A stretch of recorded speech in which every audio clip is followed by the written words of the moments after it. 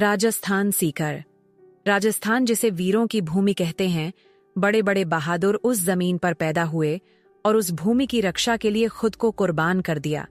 वही उसी जमीन पर कुछ ऐसे लोग भी हुए जिनके लिए पैसा सत्ता ही सब कुछ था।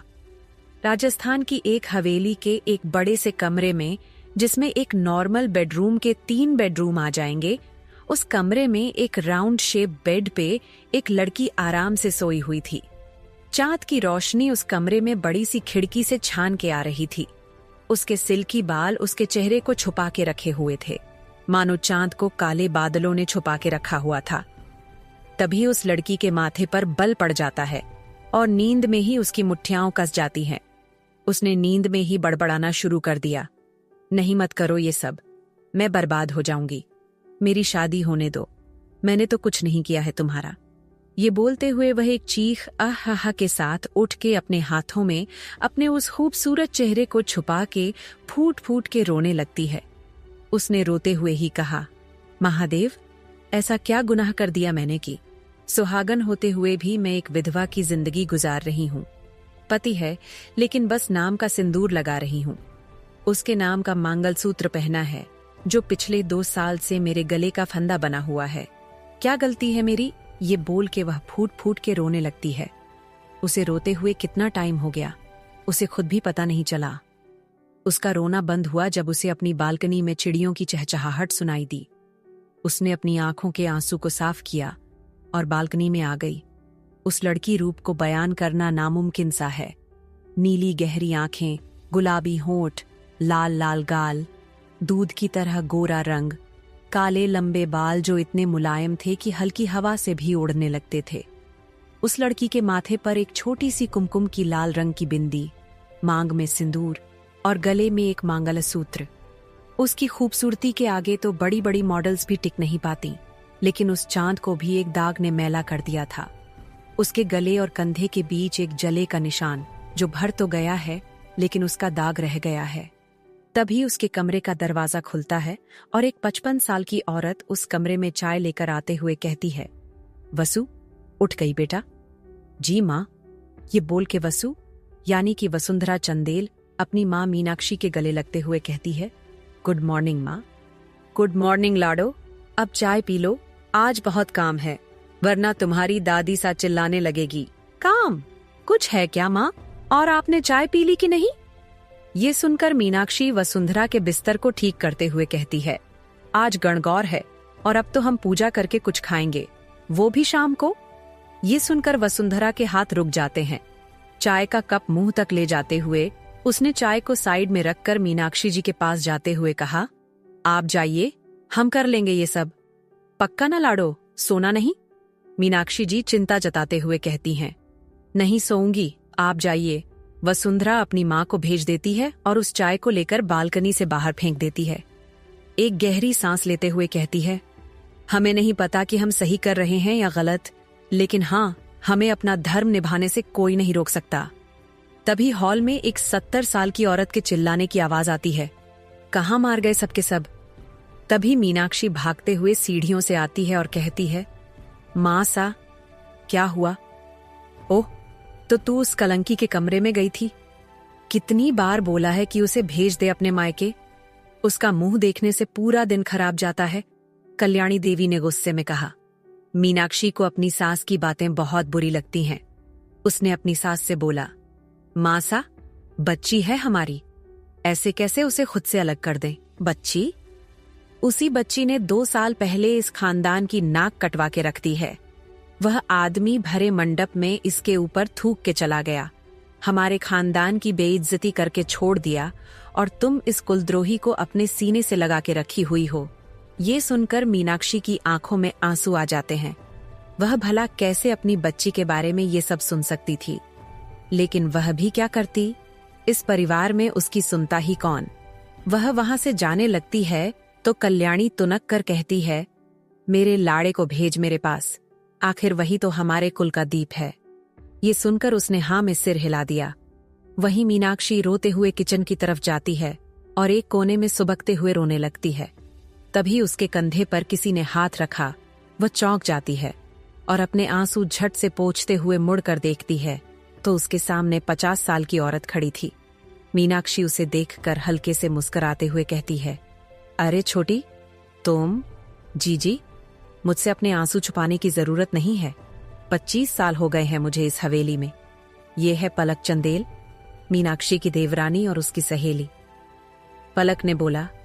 फिर से मासा ने कुछ बोला वसु को। 2 साल से उस बच्ची को ये और इनके दोनों बेटे कोसे जा रहे हैं। क्या गलती है उसकी? धोखा इन लोगों ने किया और पीस हमारी बच्ची गई। किसी को भी उसकी फिक्र नहीं है। मीनाक्षी रोते हुए कहने लगी तो पलक उसके गले लगते हुए कहती है, जी, उस मनहूस रात न हमारी जिंदगी में आती और न ही हम सबकी जिंदगी ऐसे होती। राजस्थान। वहीं दूसरी तरफ राजस्थान में एक बड़ी सी हवेली के एक हॉल में एक अधेड़ उम्र की औरत बैठी हुई थी। उम्र करीब 65 से 70 के बीच होगी। उस औरत के सामने एक पंडित बैठा हुआ था और वह अपनी उंगली पर गणना कर रहे थे।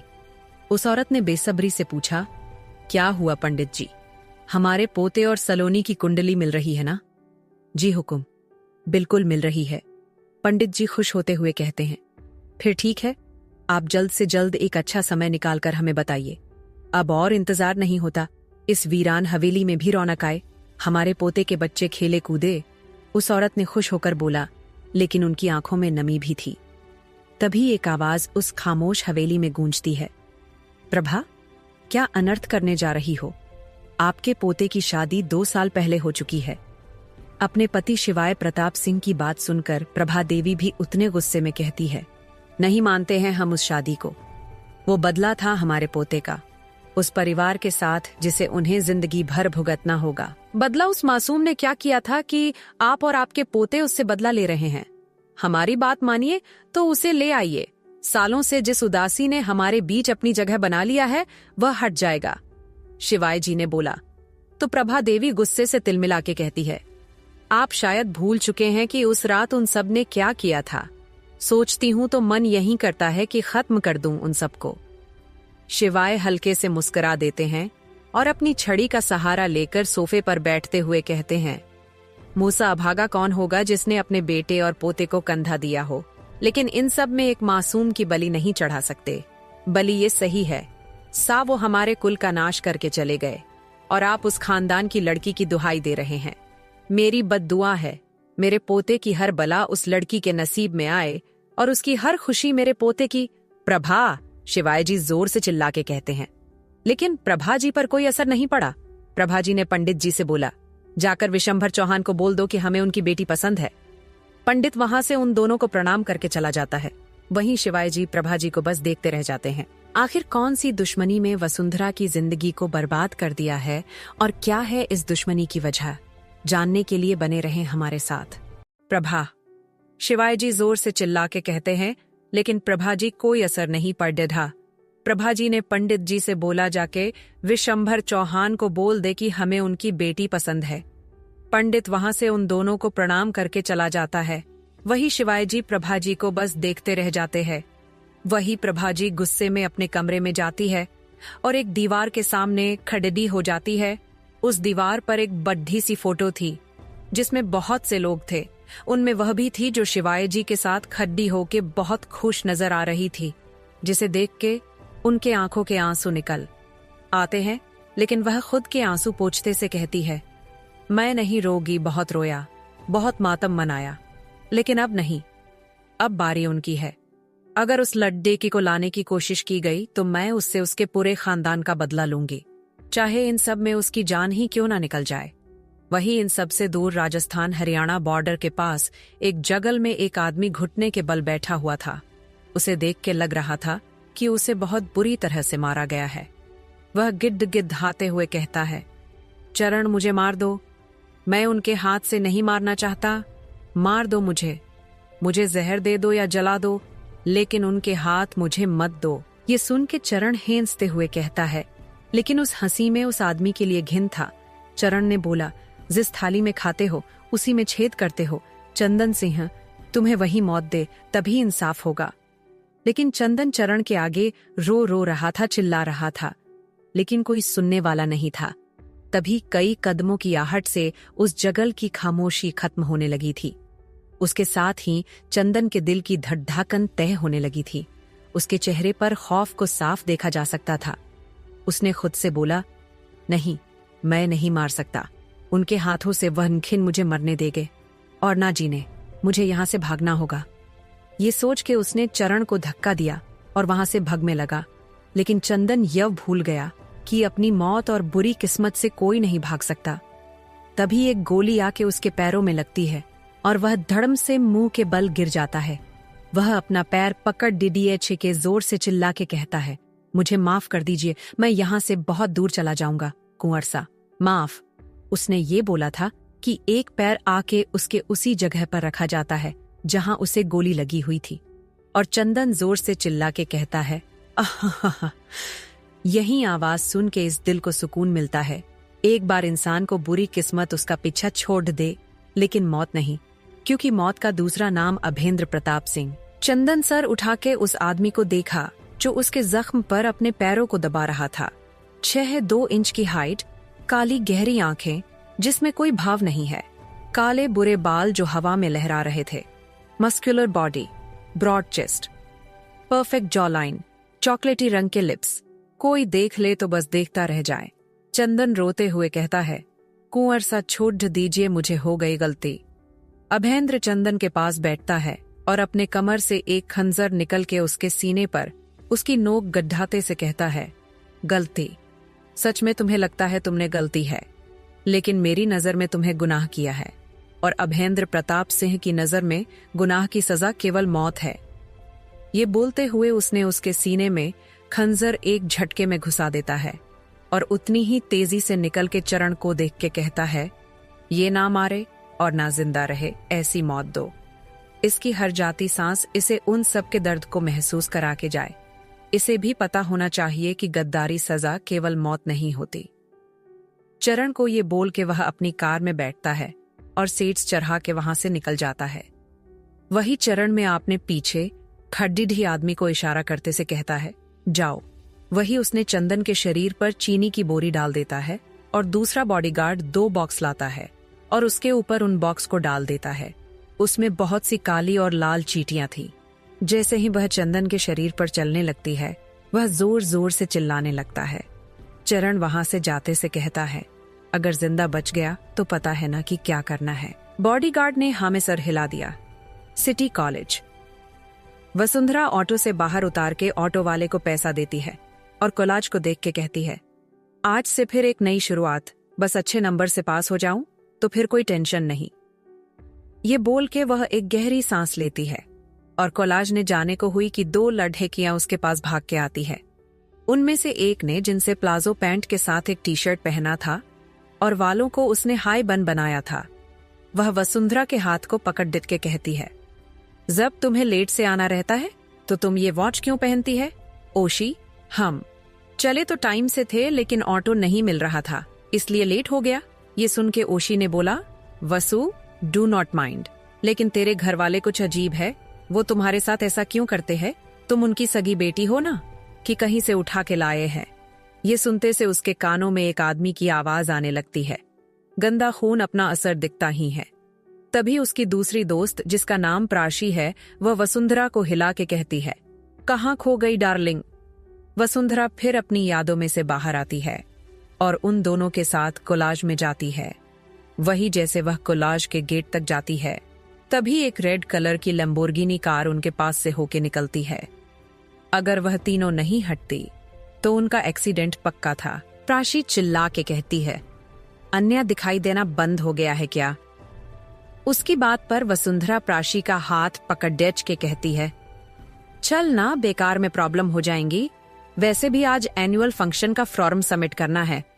ये बोल के वह प्राशी और ओशी को वहां से ले जाती है। कौन है अन्या और अभेंद्र क्यों है? इतना ज्यादा क्रूअल जानने के लिए पढ़ाते रहे ये कहानी। चैप्टर कैसा लगा कमेंट बॉक्स में जरूर बताएं। प्राशी चिल्ला के कहती है, अन्य दिखाई देना बंद हो गया है क्या? उसकी बात पर वसुंधरा प्राशी का हाथ पकड़ डीडीएच के कहती है, चलना, बेकार में प्रॉब्लम हो जाएंगी, वैसे भी आज एनुअल फंक्शन का फॉर्म सबमिट करना है। ये बोल के वह प्राशी और ओशी को वहां से ले जाती है। वह कॉलेज के अंदर जाते हैं। वही वसुंधरा की नजर सामने से आ रहे एक लेडी डीएचके पर जाती है और उसकी नजरें नीचे हो जाती है, जैसे वह उसे पूरी तरह से इग्नोर मारना चाह रही हो। वह उसके साइड से निकल रही थी कि उस लड़ डीएचके ने वसुंधरा को रोक के कहता है, इतने दिनों बाद कॉलेज आई हो और मुझसे नजरें चुरा रही, डियर डार्लिंग। वसुंधरा अपनी नजरें उठा के उस लड़ डीएचके को देख के कहती है, वीर, हमने आपसे कितनी बार बोला है कि अपनी हद में रहा करें, लेकिन आपको हमारी बात समझ में नहीं आती। समझ में तो तुम्हें कुछ नहीं आता है, खानदान जी नुमाइश करना है। क्या साबित करना चाहती हो वसु की? तुम बहुत पतिव्रता टाइप की हो, एक लड्डी डिटकी वीर के साथ खड्डी डेढ़ी होके कहती है। ये अन्या है वसुंधरा की काकी, पलक की बेटी, जिसे वसुंधरा से शुरू से प्रॉब्लम थी और अब भी है। वसुंधरा अन्या को देख के गहरी आह भरते से कहती है, हम क्या है और क्या नहीं, ये हमें तुम्हें बताने की जरूरत नहीं है अन्या, समझी? क्या बात है, ये गाय भी सींग दिखाने लगी है, लगता है पिछली बार की मार भूल गई हो। ये सुन के वसुंधरा की मुट्ठी कस जाती है, गुस्से की वजह से नहीं, डर की वजह से। उसकी डर को अच्छे से जानती थी। अन्या उसे वसुंधरा की किस्मत पे हंसी आती थी। जिस परिवार की वह 2 साल पहले जिस राजकुमारी थी, उसके बिना कोई काम नहीं होता था, आज उस परिवार के लिए वह एक कांटा बन चुकी है जिसे हर कोई निकल फेंकना चाहता है। वसुंधरा कुछ कहती नहीं और वहां से जाने लगती है। वही अन्या के होठों पर विनिंग स्माइल आ जाती है। प्राशी वसुंधरा का हाथ पकड़ डीएच के कहती है, तुम चुप क्यों रही, वहां बोलना था ना। वसुंधरा ही नस्ते से कहती है, पहले बुरा लगता था लेकिन अब नहीं, चलो क्लास स्टार्ट होने वाला है। राजस्थान, प्रताप हवेली में प्रभाजी बैठी हुई थी। उनके पागल में एक 50 साल की औरत बैठी हुई थी। उन्होंने एक वाइट साड़ी पहनी थी जिसका बॉर्डर रेड कॉलर था। बालों का उन्होंने जुड़ा बनाया था।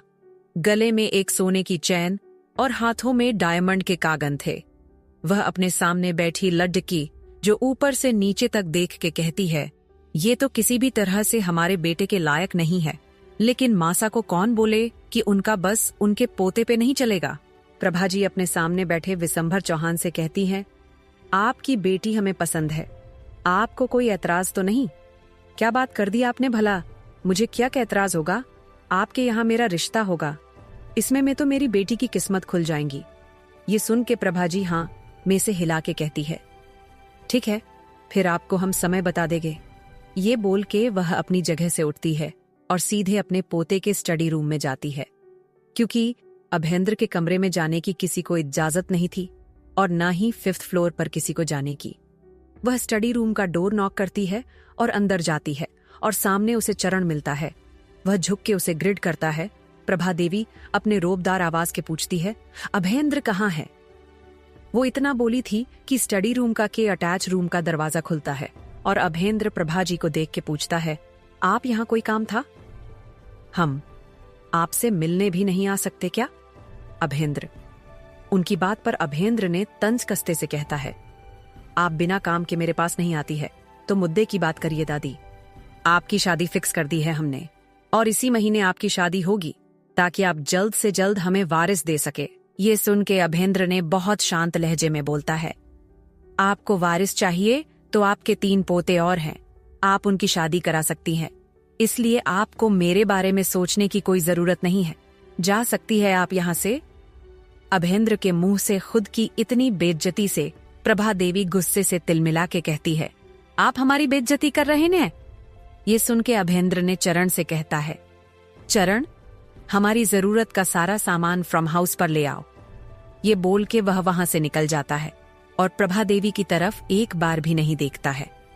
वह बस अपने जबडे कसने के अलावा कुछ नहीं कर सकती थी, क्योंकि ये वाला अभेंद्र को खुद के अलावा किसी की नहीं पड़ी है। वह इतना पत्थर दिल हो चुका है कि किसी की फीलिंग से उसे कुछ नहीं पड़ी है। वही शाम को वसुंधरा अपना कॉलेज को खत्म करके ऑटो लेती है और बसेरा अनाथालय जाती है, जहां वह बच्चों को पढ़ाने का काम करती थी, जिससे उसके पॉकेट मनी से लेकर कॉलेज फीस और बाकी की जरूरत पूरी होती थी। वह वहां जाती है और रोज की तरह अपना काम करने लगती है। वही रात के 8 बज गए और वहां से बस पकड़ डिडिचने के लिए बस स्टॉप पे जाती है।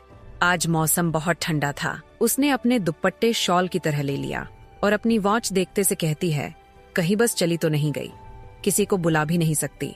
वह इतना बोल आसपास देखने लगती है। उसे पास में एक चाय वाले की दुकान दिखी थी, तो वहां जाके पूछती है, भैया जी आखिर ये बस चली गई क्या? जी मैडम जी, अभी 10 मिनट हुए। ये बोल के वह अपना काम करने लगता है। उसमें खुद से बोला, घर जल्दी चलना होगा, पूजा भी करनी है। उसने खुद के गले में पहने हुए मंगलसूत्र को अपने हाथों के कस के पकड़ डीडीएच के अपने मोबाइल को निकल के अपनों माँ के नंबर को डायल करती है, लेकिन कॉल पिक नहीं होता है, तो वह पैदल चलने का फैसला करती है। वही चाय पे कुछ लाड डीडीएच के उसे काफी देर से नोटिस कर रहे थे और उसे वहां से चलते हुए देख के उसके पीछे लग जाते हैं। वही वसुंधरा जल्दी जल्दी ऑटो स्टैंड की तरफ जाने लगती है। वही उसे महसूस होता है कि कोई उसके पीछे आ रहा है, तो वह और तेज कदमों से चलने लगती है। वही वो लड्डी डेच के वसुंधरा के पीछे भागते हैं और कुछ ही पल में उसके चारों तरफ खड्डे ढे होके उसे लस्ट भरी नजरों से देखने लगते हैं। क्या वसुंधरा बचेगी इस मुसीबत से? क्या हुआ था 2 साल पहले जिसने बदल के रख दिया अभेंद्र और वसुंधरा की जिंदगी जानने के लिए पढ़ते रहे ये कहानी। पीएलएस आप लोग स्टोरी पीआरएच रही हैं तो कमेंट, लाइक, शेयर और अपना रिव्यू देना ना भूले। मिलते हैं नेक्स्ट चैप्टर में। वही वो लड एच के वसुंधरा के पीछे भागते हैं और कुछ ही पल में उसके चारों तरफ खड्डे हो कि उसे लस्ट भरी नजरों से देखने लगते हैं। वसुंधरा ने अपनी सहमी नजरों से उन्हें देखा और अपने आप को संभाल के पूछती है, क्या चाहिए आप लोगों को और जाने दीजिए मुझे। जाने देने के लिए नहीं रोका है तुम्हें बेबी, चलो हमारे साथ। ये बोल के उनमें से एक आदमी जिसका नाम सुधीर था, उसने बोला, चलो हमारे साथ, पहले मजा दे देना, उसके बाद घर छोड़ डेज देंगे। ये सुन के वसुंधरा ने बोला, मुझे कहीं नहीं जाना समझी, जाने दो हमें। ये बोल के वह सुधीर के सामने जाती है और उसके सीने पर अपने दोनों हाथों से धक्का देते से वहां से भागने की कोशिश करती है, लेकिन सुधीर ने वसुंधरा के बालों से उसे पकड़ डांटते हुए कहता है, मैंने तुझसे बोला था प्यार से मान जाओ, लेकिन तुम्हें तो नखरे करने थे, तो अब तपड्डो चिल्लाओ। ये सुन के वसुंधरा रोते हुए कहती है, छोड़ दीजिए मुझे, मैंने आपका क्या बिगाड़ा है, मेरी जिंदगी खराब मत करिए। ये सुन के सुधीर के साथ बाकी सब ही हंसने लगते हैं। उनमें से गुड्डू ने बोला, बल हमारी बात मान नहीं रही है और पूछ रही है क्या बिगाड़ा है। ये बोल के उसने वसुंधरा के दुपट्टा को उसके गले से खींच लेता है, जिससे वह 2 बार घूम के वहीं सडडक पर गिर जाती है, जिससे उसके कोहनी और हथेली में चोट लग जाती है। वह रोते हुए कहती है, जाने दो मुझे, मैं हाथ जोड़ डरती हूँ, कोई है मुझे बचाओ। उसकी बातें सुन के सभी ही हंसने लगते हैं। वही सुधीर वसुंधरा की तरफ बढ़ाने लगता है, तो वही वसुंधरा खिसकते हुए पीछे की तरफ होने लगती है। वसुंधरा समझ चुकी थी कि अगर वह यहाँ से नहीं भागती है तो उसका बचाना मुश्किल है, क्योंकि यहाँ तो कोई नहीं दिख रहा था। उसने अपनी पूरी ताकत से उठती है और सुधीर को पूरी ताकत से धक्का देते हुए वहां से भागने लगती है। पूरे दिन व्रत रहने के बाद उसके पास भागने तक की ताकत नहीं रह गई थी, लेकिन उसके बाद भी वह भाग रही थी ताकि वह बच सके। वही वह चारों लड डेच के उसके पीछे भाग रहे थे। तभी वसुंधरा के सामने से कुछ गाड़ियां आ रही थीं, जिसे देख के उसे एक उम्मीद दिखती है कि अगर वह लोग उसकी मदद कर दे तो वह बच जाएंगी। वह उस कार के सामने भागने लगती है। वही गुड्डू ने बोला, रुक जा वरना आज तुम्हें मार डालेंगे। वसुंधरा उसकी बात सुनती है तो वह पीछे मुड़ के देखने लगती है। सामने से आती कार ने अचानक से ब्रेक लगा दिया, जिससे बाकी की कारों में भी सडनली ब्रेक लगाना पड़ा। तभी कार में बैठे आदमी ने अपने आगे बैठे हुए आदमी से कहता है, चरण क्या है ये सब, मैं देखता हूँ। ये बोलकर वह जैसे उतरने लगता है, उसकी नजर अपने सामने आती लड्डकी पर जाती है और उसकी आंखें बड्डी हो जाती हैं। 2 साल बाद देखा था उसने वसुंधरा को। वसुंधरा चरण के पास आते कहती है, मुझे बचा लीजिए, वो सब मेरे पीछे पड़ रहे हैं। उसकी बात सुन के चरण होश में आता है। चरण देखता है कि वसुंधरा की हालत बहुत ज्यादा खराब है। तभी कार का बैक डोर खोल के अभेंद्र आता है और अपने सामने खड़ी लड़की को एक नजर देख के चरण से पूछता है, कौन है ये? वही वसुंधरा अभेंद्र को देख के एक कदम पीछे हो जाती है। उसके चेहरे पर उसका डर साफ दिख रहा था। चरण कुछ कहता कि सुधीर ने बोला, वो हमारी है, ये तुम इधर आओ। ये सुन के वसुंधरा अभेंद्र के पीछे छुपते से कहती है, बचा लीजिए मुझे। ये सुन के अभेंद्र ने बोला, चरण देखो क्या मामला है और जल्दी से सॉल्व करो। चरण सुधीर के पास जाके उससे बात करने लगता है, लेकिन सुधीर ने चरण के गिरेबान को पकड़ डीएच के कहता है, सुन बे, मुद्दे खराब मत कर वरना यहीं 2 गज जमीन में गाड़ दूंगा, समझे? अब लड्डचकी को हमारे पास भेजो।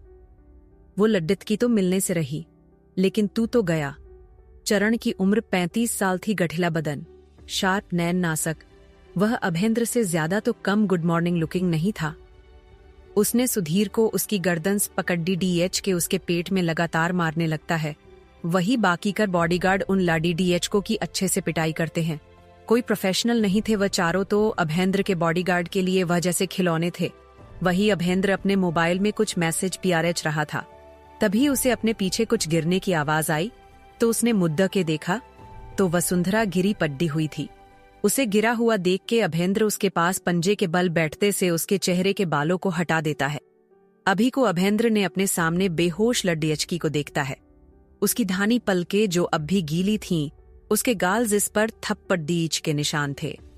होठों के कोने से खून निकल रहा था।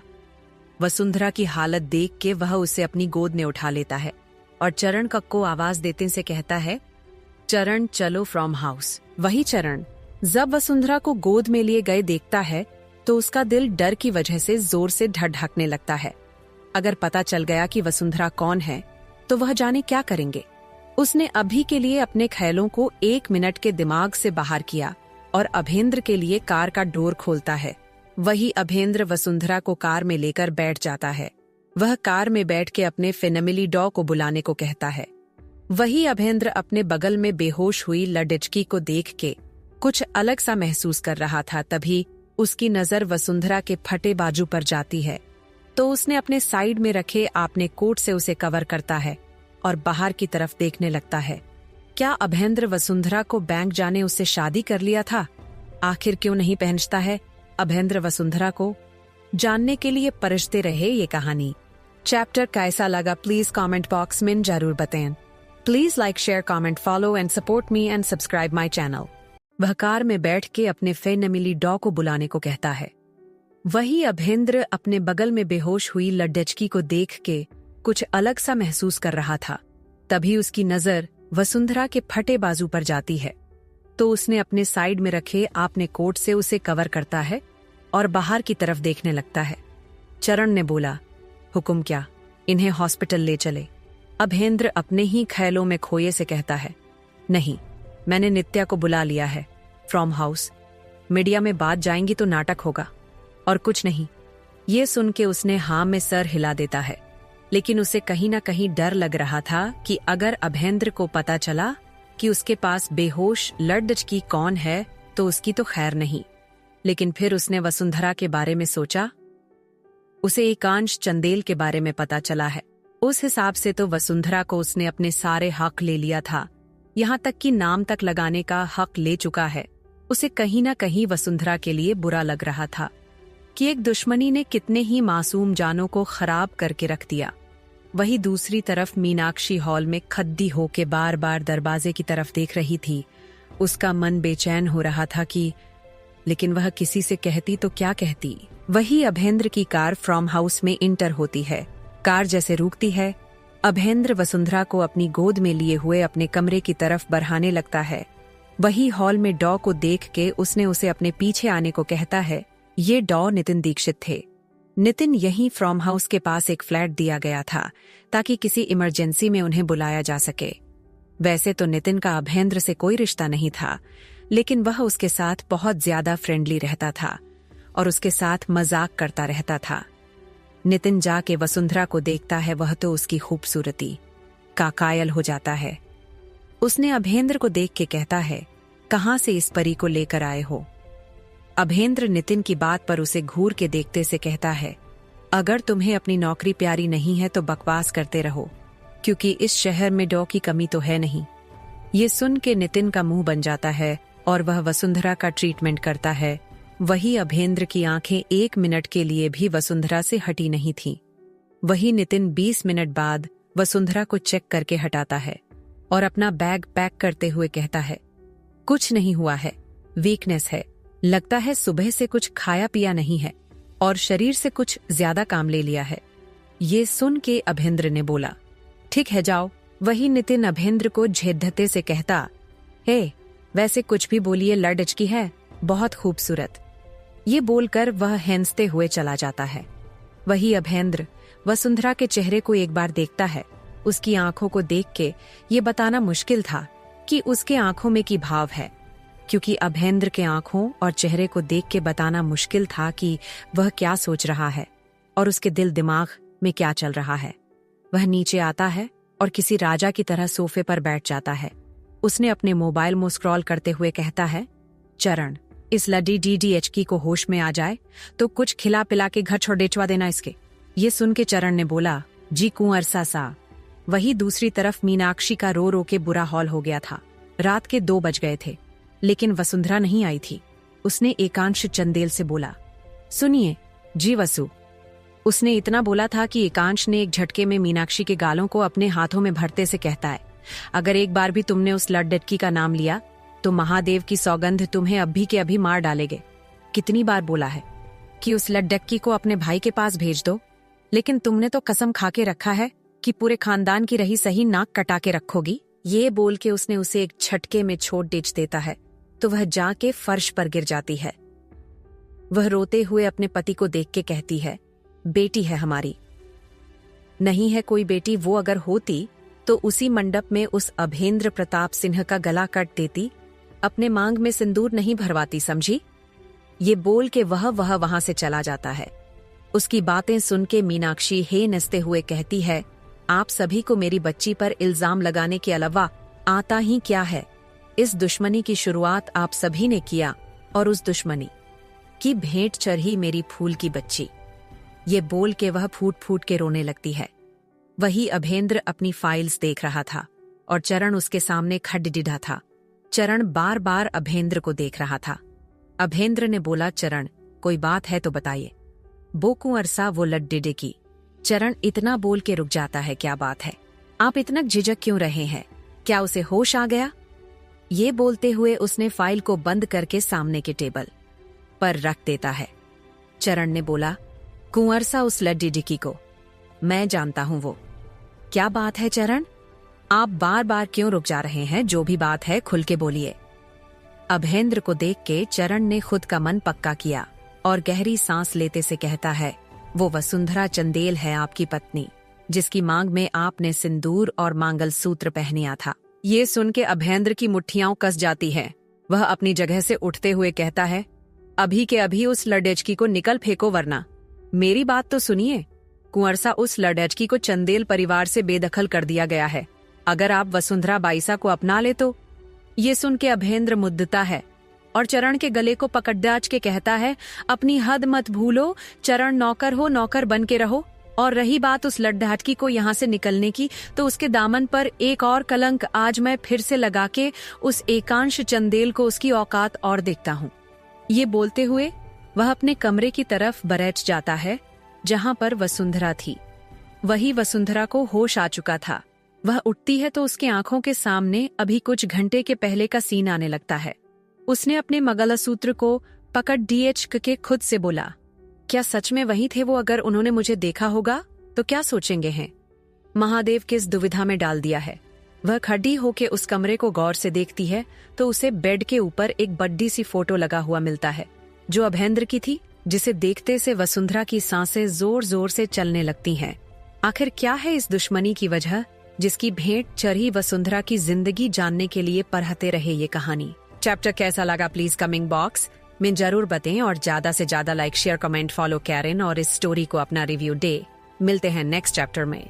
वह खड़ी होके उस कमरे को गौर से देखती है तो उसे बेड के ऊपर एक बड्डी सी फोटो लगा हुआ मिलता है, जो अभेंद्र की थी, जिसे देखते से वसुंधरा की सांसें जोर जोर से चलने लगती हैं। तभी एक झटके में दरवाजा खुलता है और वह सामने देखने लगती है और सामने खड्डे आदमी को देख के उसके रोगटे खड्डे होने लगते हैं। उसने 4 कदम पीछे लिया तो अभेंद्र उसकी तरफ बढ़ाते हुए पूछता है, कौन हो तुम, क्या नाम है तुम्हारा। उसके सवाल से अब और ज्यादा उसके दिल की धड़कन बढ़ने लगती है। डर से उसकी नीली आंखों से पानी निकलने लगता है, जिससे उसकी वो आंखें और ज्यादा नीली दिखने लगती है। वह पीछे जाते हुए कहती है, वसुंधरा, पूरा नाम बताओ, अभेंद्र उसकी तरफ बढ़ाते हुए कहता है। तो वसुंधरा जा में पीछे की दीवार से टाकारा के कहती है, वसुंधरा अभेंद्र प्रताप सिंह। ये बोल के वह अपनी आंखें बंद कर लेती है। वही अभेंद्र उसके जबड़े को कस के उसके चेहरे को ऊपर की तरफ देखते से कहता है, do not close your eyes, look at me. लेकिन वसुंधरा उसकी बात नहीं सुनती है, तो वह गुस्से से कहता है, बाहरी हो, सुनाई ना हो देता मैंने बोआ, देखो मुझे छोड़िए, मुझे दर्द हो रहा है। ये बोल के वह अपनी आंखें खोल देती है और जैसे वह वसुंधरा की आंखों से उसकी आंखें मिलती हैं, उसका दिल में टिस उठ जाती है। उसके चेहरे में उसे अपनी बर्बादी दिखने लगती है। उसने उसके जबड़े को छोड़ डिच के उसके बालों को पकड़ के कहता है, दर्द होता क्या है तुम्हें पता भी है? तुम भी अपने बाप की तरह हो, लेकिन आज माओ तुम्हें अपने अंदर के दर्द को दिखाता हूँ। ये बोलकर वह उसे बिस्तर की तरफ फेंक देता है। वसुंधरा जाके बेड पर गिर जाती है। वह अभेंद्र को देखकर कहती है, जाने दीजिए मुझे, मैं आपके सामने नहीं आऊंगी, जाने दीजिए। नाम क्या है तुम्हारा? उसके इस सवाल को सुन के वसुंधरा कब समझ नहीं आया कि अभी तो उसने अपना नाम बताया, फिर क्यों? लेकिन उसे क्या ही पता कि वह खुद के नाम के साथ अभेंद्र के नाम को जोड़ के सबसे बद्धा गुनाह कर रही थी। और वसुंधरा ने फिर से उसे अपना नाम वही बताया जो पहले बताया था, जिसे सुन के अभेंद्र उसकी तरफ बढ़ाते हुए कहता है, जब खुद को मेरा मान ही लिया है तो तुम्हें खुद का होने का तोहफा दे ही देता हूं। ये बोल के उसने अपनी शर्ट को निकल के फेंक देता है। वही वसुंधरा डर से कांप रही थी। उसने अटकते हुए बोला, जाने दीजिए कुंवर सा, मैं पहले ही बर्बाद हो गई हूं, मत करे ऐसा, मैं मार जाऊंगी। ये सुन के वह उसके पैरों को पकड़े डेच के खुद की तरफ खींचते हुए उसके ऊपर आते से कहता है, तो हो जाओ बर्बाद। ये बोल के वह उसके गले के पास जाके अपने होठों को रख के जबरदस्ती किस करने लगता है। उसने उसके पूरे बॉडी हो होल्ड कर दिया था, जिसकी वजह से वह हिल नहीं पा रही थी। उसने वसुंधरा के गले के पास काट लेता है, जिसकी वजह से वसुंधरा जोर से चिल्ला के कहती है, छोड़ दे दीजिए मुझे, मैं मार जाऊंगी, कहीं मुंह दिखाने लायक नहीं रहूंगी। उसकी आवाज उस कमरे से बाहर जा रही थी, क्योंकि अभेंद्र ने दरवाजा बंद नहीं किया था। वही नीचे चरण जब वसुंधरा की आवाज सुनता है तो उसकी मुट्ठी कस जाती है। उसने खुद की मुट्ठी को अपने थाइस पर मारते हुए कहता है, ये अनर्थ मत करिए कुंवर सा, वो बच्ची है। वही वह बेबस था तो वह नौकर अपने मालिक की बात मानाने के अलावा वह उसे रोक नहीं सकता था किसी काम के लिए। वही अभेंद्र ने वसुंधरा के सूट को फाड़ डिच के उसके जिस्म से अलग कर देता है और उसके कंधे और कलरबोन को बड्ढे ही क्रूअल तरीके से काट रहा थस, जैसे वसुंधरा की चीख, उसका दर्द उसके दिल को सुकून दे रहा था। तभी दो मजबूत हाथ आते हैं और अभेंद्र को वसुंधरा के ऊपर से हटाते हुए अपना जैकेट को वसुंधरा बा के ऊपर डालते से अभेंद्र को उससे दूर फेंकते से कहता है, होश में आओ। अभेंद्र ने गुस्से से देखा तो उसके सामने मिहिर खड़ा था। मिहिर अभेंद्र के बचपन का दोस्त था। मिहिर ही था जो अभेंद्र को इंसान से जानवर बनते देखा था। वही वसुंधरा जल्दी से मिहिर के कोट को पहन के उसके पीछे आते से कहती है, प्लीज मुझे बचा लीजिए। मिहिर ने वसुंधरा को देखा तक नहीं और उससे 2 कदम आगे बराज के दूर होते से अभेंद्र का हाथ पकड़ डाज के कहता है, चलो मेरे साथ, छोड़ दो मुझे मिहिर। उसने अपना हाथ मिहिर से छुद्धा के कमरे से बाहर चला जाता है। वही मिहिर ने डोर बंद कर देता है, लेकिन उसने एक नजर उठा के वसुंधरा को नहीं देखता है। अभेंद्र सीधे बार एरिया में जाता है और बिस्की की एक बोतल उठा के उसे पीते हुए सारी बोतल को एक बार में खाली कर देता है। मिहिर आता है और अभेंद्र से थोड़ा दूर बैठ के अपना पैक बना के आराम से एक एक शिप पीने लगता है। अभेंद्र ने बोतल को उठा के तोड़ डेच देता है और मिहिर के कॉलर को पकड़ डेच के उसे घूर के देखने लगता है। तो मिहिर ने बोला, आराम से भाई, अभी अभी मंगाया है इसे यूएसए से। तूने मुझे क्यों रोका आज? मैं उस लड्डे की जिंदगी को खराब कर देता। या तू भूल गया कि क्या किया है चंदेल ने तेरे साथ? मिहिर ने उसके हाथ से खुद के गिरेबान को छुद्धा के कहता है, कुछ वही भुला हूं, और रही बात उस लड्डकी को बर्बाद करने की, तो मेरे भाई वह तू कर चुका है। क्या वसुंधरा सच में वैसी ही थी जैसी वह दिखती है, या फिर वैसी जैसा अभेंद्र समझता है? क्या होगा जब अभेंद्र उसे लेकर जाएगा चंदेल हवेली जानने के लिए पढ़ाते रहे ये कहानी। स्टोरी कैसी लाग रही है प्लीज कमेंट बॉक्स में जरूर बताएं। Please like share comment follow support me और अपना रिव्यू जरूर दे। तूने मुझे क्यों रोका, आज मैं उस लड़की की जिंदगी को खराब कर देता। या तू भूल गया कि क्या किया है चंदेल ने तेरे साथ। मिहिर ने उसके हाथ से खुद के गिरेबान को छुद्दा के कहता है, कुछ बही भुला हूँ, और रही बात उस लड़की को बर्बाद करने की तो मेरे भाई वह तू कर चुका है। ये सुन के अभेंद्र के सामने वह खौफनाक मंजर आ जाता है कि जहां वह खून से लथपथ होके उस मंडप में जाता है जहां वसुंधरा घूंघट करके बैठी थी। उसने उसके चेहरे को देखना भी जरूरी नहीं समझा था, उसके लिए बस ये काफी था कि वह एकांश चंदेल की बेटी थी। वह अपने ही ख्याल में था कि मिहिर ने बोला राजपूत को औरतों को बीच में नहीं लाना चाहिए था, लेकिन उन्होंने लाया, लेकिन हम उनकी तरह नहीं बन सकते। और ना जाने क्यों वह लड्डेहच भी इस नाम के रिश्ते को निभा रही है।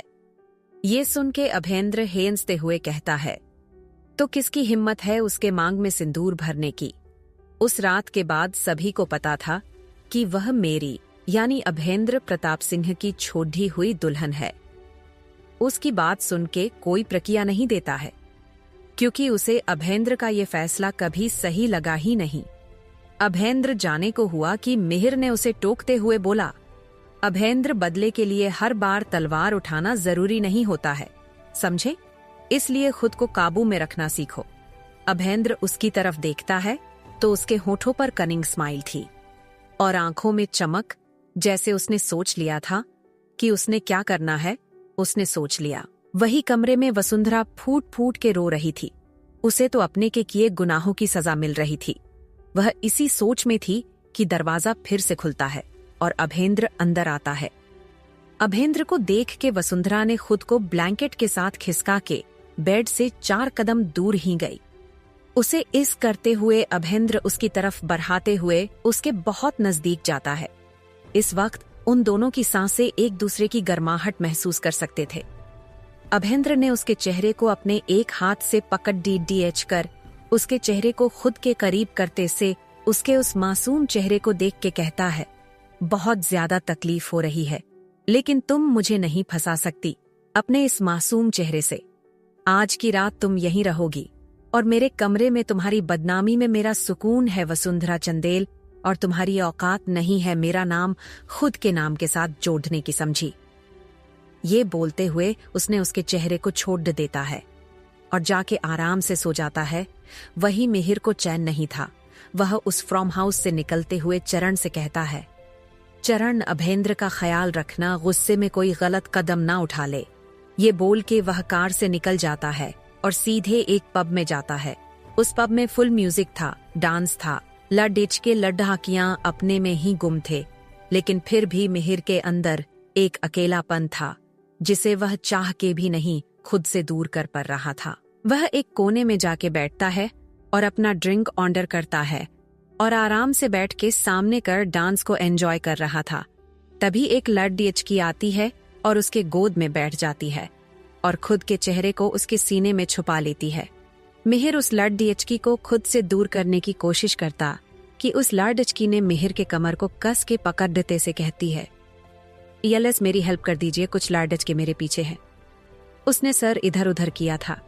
देखता है 6 से 7 लड़के उसे और उस लड़की को देखे जा रहे ध मिहिर। सारा मामला समझ के उस लड़की के कमर को रब करते हुए कहता है, सब ठीक है, डरो नहीं। मिहिर ने नोटिस किया कि उस लड़की सड्डत शराब की बहुत तेज महक आ रही थी। करीब 10 मिनट तक वह लड़की मिहिर के गोद में बैठी रही। वह लड़के भी शायद हार मान के वहां से चले जाते हैं उनके जाते से। मिहिर ने बोला, वो लोग चले गए, तुम भी उठो अभी।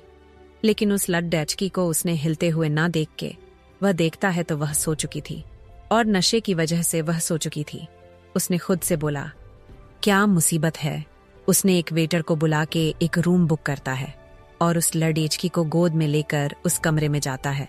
उसने उस रूम को एक नजर देखा और उस लड़की को बेड पर लेटा कि जैसे जाने को हुआ कि उस लड़की ने अपनी आधी नींद में मिहिर को खुद की तरफ खींचते हुए उसके होठों पर अपने होठों को रख के लिख कर देती है। वही मिहिर की आंखें बड्ढी हो जाती हैं।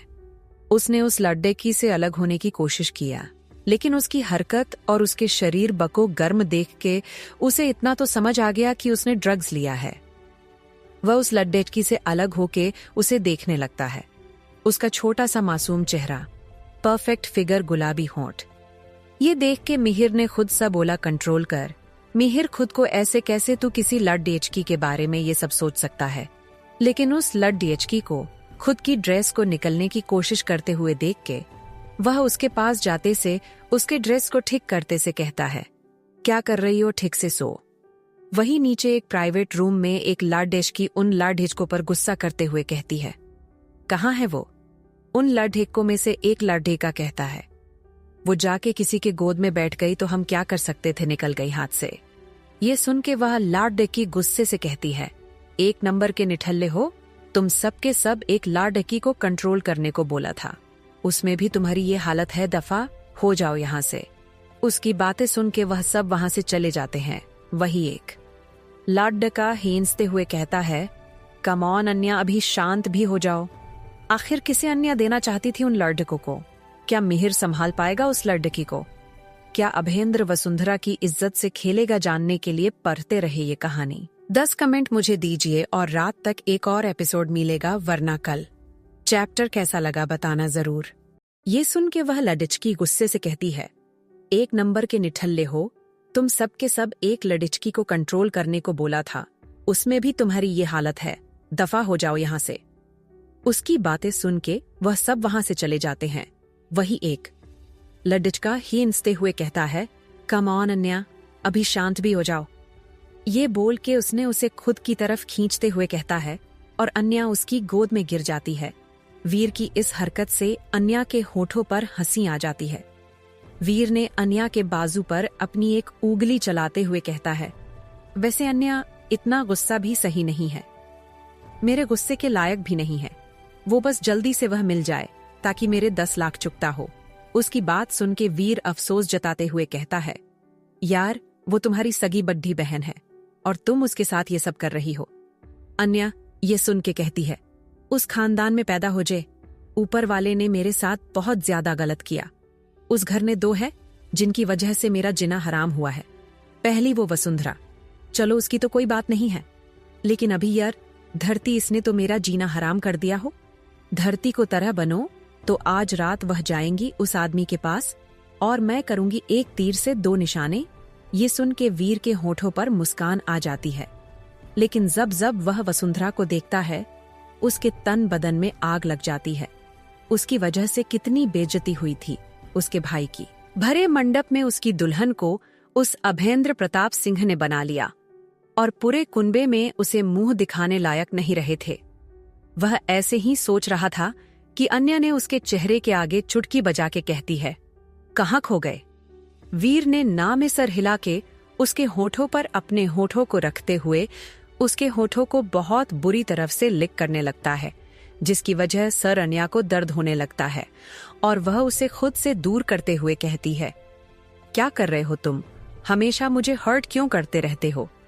कम ऑन अन्या, तुम्हें अच्छी तरह से पता है मैं वाइल्ड रोमांस करता हूँ, अभी तक तो तुम्हें इन चीजों की आदत हो जानी चाहिए। ये बोलकर वह अपने हाथ से उसके सर के पीछे पकड़ता है और उसके होठों पर अपने होठों को रखकर फिर से वाइल्ड तरीके से स्मूच करने लगता है।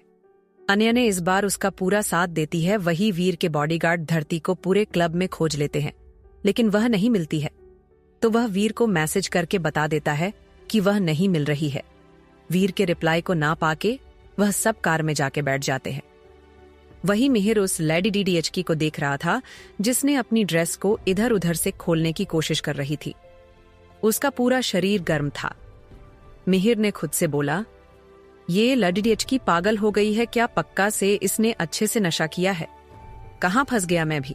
वह जैसे बाहर जाने को हुआ कि उस लड़की ने उसके हाथ को पकड़ डेच के उठती है और उसे खुद के करीब बैठते हुए उसके सीने से लगते हुए कहती है, I need you, please do not leave me like this। ये बोलते हुए उसने उसके गले पर बाइट कर लेती है। वही मिहिर भी कितना खुद को रोकता, उसने भी उसके होठों पर अपने होठों को रख के लिक करने लगता है। उसके होठों को वह बहुत वाइल्ड होके चुम रहा था। वही वह लाडेज की भी मिहिर के शर्ट कर बटन खोलने लगती है और मिहिर ने एक झटके में अपनी शर्ट को रिमूव कर करके एक साइड फेंक देता है और कुछ देर में वह दोनों एक दूसरे में खो जाते हैं। वही उस लडडेचकी के चिल्लाने और टडडेचने से वह समझ जाता है कि यह उसका फर्स्ट टाइम था। वह उसके साथ जितना सॉफ्ट हो सकता था हुआ, लेकिन फिर भी वह अपने ऊपर कंट्रोल नहीं कर पाए और उसके साथ वाइल्ड होता चला गया। करीब सुबह के 3:00 मिहिर उस लड़की के ऊपर से हटता है और उस लडेचकी के चेहरे को देखने लगता है। उसका पूरा चेहरा दर्द की वजह से रेड हो गया था। आंखों के कोने पर आंसू के निशान थे। उसने उसके माथे को चूमते हुए कहता है, मैं नहीं जानता कि तुम कौन हो, लेकिन अगर जो तुम चाहोगी तो मैं तुम्हें अपना जरूर बना लूंगा। ये बोल के वह नींद के आगोश में चला जाता है। वही अगली सुबह फार्म हाउस में अभेंद्र जॉगिंग करके अपने कमरे में आता है तो सामने का नजारा देख के उसकी आंखें छोटी हो जाती हैं। अभेंद्र ने उस वक्त एक ब्लैक कॉलर का लोवर पहने हुए था। उसकी ऊपर की बॉडी नेक्ड थी, जिस पर पसीने की बूंदें उसे और ज्यादा अट्रैक्टिव बना रही थीं। उसके कुछ बाल उसके माथे पर आ रहे थे, जिसकी वजह से किसी की नजर उस पर से नहीं जाती। अभेंद्र वॉशरूम जाता है और एक बाल्टी ठंडा पानी ला के नीचे फर्श पर सो रही वसुंधरा के ऊपर डाल देता है और बाल्टी एक साइड फेंक देता है। वसुंधरा एक झटके में उठ जाती है डर से और सामने अभेंद्र की देख के उसका पूरा शरीर कांप रहा था। उसने अपनी नजरें नीचे करके दोनों कदम पीछे हो जाती है। अभेंद्र उसके पास बढ़ाता तो वसुंधरा उसके सामने हाथ जोड़ कर कहती है, मुझे मेरे घर जाने दीजिए, मेरी माँ मेरे लिए परेशान हो रही होगी। ये सुन के वह हे नसते हुए कहता है, तो क्या तुम्हारा वो बाप न हो खोज रहा था? उसकी बात सुन के वसुंधरा ना में सर हिला के कहती है, जाने दीजिए ना, मुझे कॉलेज भी जाना है, मेरे एग्जाम आने वाले हैं। ये सुन के वह ही हंसते हुए कहता है, क्या बात है, तुम्हारी हिम्मत नहीं टूटी है? तभी चरण कमरे में आता है। उसके हाथ में एक बैग था। उसने बोला, ये पैकेट क्यों अरसा? उसने वो पैकेट किया और सोफे पर फेंकते हुए कहता है, इसमें तुम्हारे लिए कपड़े हैं, मेरा रूम पहले साफ करो, उसके बाद मैं तुम्हें तुम्हारे घेत छोड़ देता हूँ। ये बोल के वह चला जाता है। वही चरण खुद से कहता है, आखिर ये करना क्या चाहते हैं? जितना मैं इन्हें जानता हूँ, ये इनके साथ अच्छे होने से रहे जरूर, इनके दिमाग में कुछ खतरनाक चल रहा है। वही होटल रूम में मिहिर की आंख खुलती है तो वजह अपने बगल में उस लाडी डीडीएचकी को अभी भी सोते हुए देखता है और उठ के अपने पैंट को पहन के सिगरेट को जला के लंबी लंबी कस लेने लगता है। सिगरेट की बदबू से उस लाडचकी की आंख खुलती है और वह अपना सर पकड़च के कहती है, आहा मेरा सर। वह खुद के पेट पे हाथ रखती है। उसे बहुत दर्द हो रहा है। उसने अपनी आंख पूरी खोली तो उसे एहसास होता है कि वह इसका कमरा नहीं है। वह उठ के बैठ जाती है और खुद को बिना कपड़े ढो के देख के उसके आंखों से आंसू निकल जाता है। उसने आपने सामने बैठे हुए आदमी को देखती है जिसकी पीठ उसकी तरफ थी और वह सिगरेट की लंबी लंबी कस लेने लगता है। वह रूह से गले से कहती है, आप कौन हैं और ये सब मैं आपके साथ कैसे? मिहिर उसकी तरफ मुद्दता है तो वह लड़डिचकी हैरान हो जाती है, क्योंकि मिहिर मित्तल का नाम और फोटो आए दिन पेपर और पेपरजी में आता रहता था। मिहिर ने बोला, लुक मैं तुम्हें पैसे देने को भी तैयार हूँ और तुमसे शादी करने को भी, तो बताओ क्या करना है? मैं आपसे शादी नहीं कर सकती है और मैं बिकाऊ नहीं हूँ, ये बोल के उसने अपने आप को ब्लैंकेट से कवर करके अपने कपड़े ढो को लिया और वॉशरूम की तरफ किसी तरह से जाती है। वही उसके जाते से मिहिर की नजर बेडशीट पर जाती है तो बेडशीट को लाल देख के उसकी भौहें तन जाती है। उसे हैरानी होती है कि इस लड़िचकी के पास अच्छा मौका था, तब इसने फायदा क्यों नहीं उठाया। कुछ देर बाद वह लड़िचकी बाहर आती है और अपने बैग को लेती है और वहां से जाने लगती है। तो मिहिर ने बोला, शायद तुम्हें पता नहीं है मैं कौन हूं, इसलिए तुम ऐसे जा रही हो। जानती हूं आप मिहिर मित्तल हैं, एशिया के सबसे बड़े कार डिजायर, लेकिन सर इस रात के बारे में भूल जाइए ना, मैं आपको जानती हूं और ना आप। आखिर कौन है ये लड़िचकी? क्या चल रहा है अभेंद्र के दिमाग में, जानने के लिए पढ़ते रहे ये कहानी। आज का चैप्टर कैसा लगा प्लीज कमेंट बॉक्स में जरूर बताइएगा। Please like share comment follow और अपना रिव्यू जरूर दें। मेरे स्टोरी को आप बहुत सारा प्यार और सपोर्ट दें। मिलते हैं नेक्स्ट चैप्टर में। कुछ देर बाद वह लाडेचकी बाहर आती है और अपने बैग को लेती है और वहां से जाने लगती है तो मिहिर ने बोला, शायद तुम्हें पता नहीं है मैं कौन हूं, इसलिए तुम ऐसे जा रही हो। जानती हूं आप मिहिर मित्तल है, एशिया के सबसे बड़े कार डिजायर। लेकिन सर, इस रात के बारे में भूल जाइए ना, मैं आपको जानती हूं और ना आप। वह जाने लगी तो मिहिर ने पूछा, तुम्हारा नाम क्या है? वह लड्डे की मुद्दती है और मिहिर को देख के कहती है, धरती। धरती ऐनेश चंदेल। ये सुन के मिहिर की भौहें तन जाती हैं। वही धरती वहां से चली जाती है। मिहिर गुस्से से उस कमरे की चीजें उठा उठा के तोड़ने लगता है। वह कैसे किसी चंदेल के साथ ये सब कर सकता था? उसे खुद से घिन आ रही थी। वही धरती जैसे बाहर आती है, वह कॉरिडोर के एक कोने में जाके फूट फूट के रोने लगती है। उसे समझ नहीं आ रहा था कि वह क्या करे, किसी को बता भी नहीं सकती थी। कुछ देर के बाद उसने आंसू पोंछे और उस क्लब से निकल जाती है। उसने अपने ड्रेस से अपना मोबाइल निकला तो उसमें पलक के बहुत से कॉल थे। वही अन्या के भी, लेखों उसकी हिम्मत नहीं हो रही थी कि वह किसी से बात करे। वह क्लब के पास के एक मॉल में जाती है और खुद के लिए टॉप और जीन्स लिया और वही के वॉशरूम में जाके फ्रेश होके कपड़े पहन के निकल जाती है अपने घर के लिए। वही कमरे में मिहिर की नजर उस बेड पर जाती है। उस बेडशीट पर लगा खून उसका दिमाग और खराब कर रहा था। उसे जहां एक तरफ ऐसा लग कि उसने एक लड़की की जिंदगी को खराब कर दिया है, वही दूसरी तरफ उसे ऐसा लगा कि गलती ही सही, लेकिन उसने सही किया। चंदेल की बेटी के साथ वो सब कर कर उसने अपनी शर्ट पहनी और अपने विला के लिए निकल जाता है। वही उस फार्म हाउस के हाल में अभेंद्र आराम से बैठकर न्यूज़पेपर पढ़ते हुए अपने कॉफी के मजे ले रहा था। तभी उसके कानों में पायल की आवाज आती है और उसके होठों के कोने ऊपर हो जाते हैं। आंखों में चमक और चेहरे पर शैतानी हंसी, जैसे वह इसी बात का इंतजार कर रहा हो। जब वह सीढ़ियों की तरफ देखता है तो उसकी आंखें वसुंधरा पर ठिक जाती हैं। वसुंधरा इस वक्त राजस्थानी लाल जोड़ी में थी। उसने अपना 16 सिंगार किया हुआ था। जब पैकेट अभेंद्र ने उसे दिया था, ये सारी चीजें उसी पैकेट में थीं। वसुंधरा को पता था कि अगर वह ऐसे अपने घर गई तो उससे 100 सवाल पूछे जाएंगे, लेकिन उसके पास अभेंद्र ने कोई ऑप्शन ही नहीं छोड़ा था। वही अभेंद्र जो वसुंधरा को सबक सिखाना चाह रहा था, उसकी खूबसूरती में गुम हो चुका था। उसकी नजरें वसुंधरा पर टिक गई थीं, मानो वह झपकना ही भूल गई। वसुंधरा उसके पास आते से कहती है, ये सब क्या है? आपने मुझे ये सब क्यों पहनने को दिया? क्यों पसंद नहीं आया? जब तुमने मेरा नाम अपने नाम के साथ जोड़ लिया तो अभेंद्र प्रताप सिंह के रुतबे के हिसाब से तुम्हें तैयार होकर अपने घर जाना चाहिए। क्यों सही बोला ना? अभेंद्र ने अपनी एक आईब्रो उठाकर वसुंधरा से पूछा, तो वसुंधरा ने बस हाँ में सर हिलाकर वहां से जाने लगती है। उसे जाता हुआ देखकर अभेंद्र ने पूछा, कहाँ जा रही हो? घर। वसुंधरा मुड़ के बोलती है, अब अपनी बीवी को मैं खुद उसके घर छोड़कर आऊंगा। उसकी यह बात सुनकर वसुंधरा की आंखें बड़ी हो जाती हैं। वह हैरानी रविंद्र को देखते हुए कहती हैं, आप? लेकिन आप क्यों मुझे घर छोड़ेंगे? मैं चली जाऊंगी। अच्छे तरीके से जानती थी कि अगर अभेंद्र चंदेल हवेली में जाता है तो उसके लिए मुसीबत खड़ी हो जाएगी। आखिर उसी की वजह से तो 2 साल से उसका घर उसका नहीं रहा। वसुंधरा सर झुका की रहती है, मैं चली जाऊंगी, आप परेशान मत होइए। ये बोलकर वह जाने लगती है तो अभेंद्र गुस्से से कहता है, सुना नहीं क्या बोला मैंने? तुम जाओगी तो मेरे साथ, वरना यहीं रहो। वही दरवाजे पर खड़ा चरण ये सारी बातें सुनकर खुद से बोल, कुंवर, ये अनर्थ मत करिए।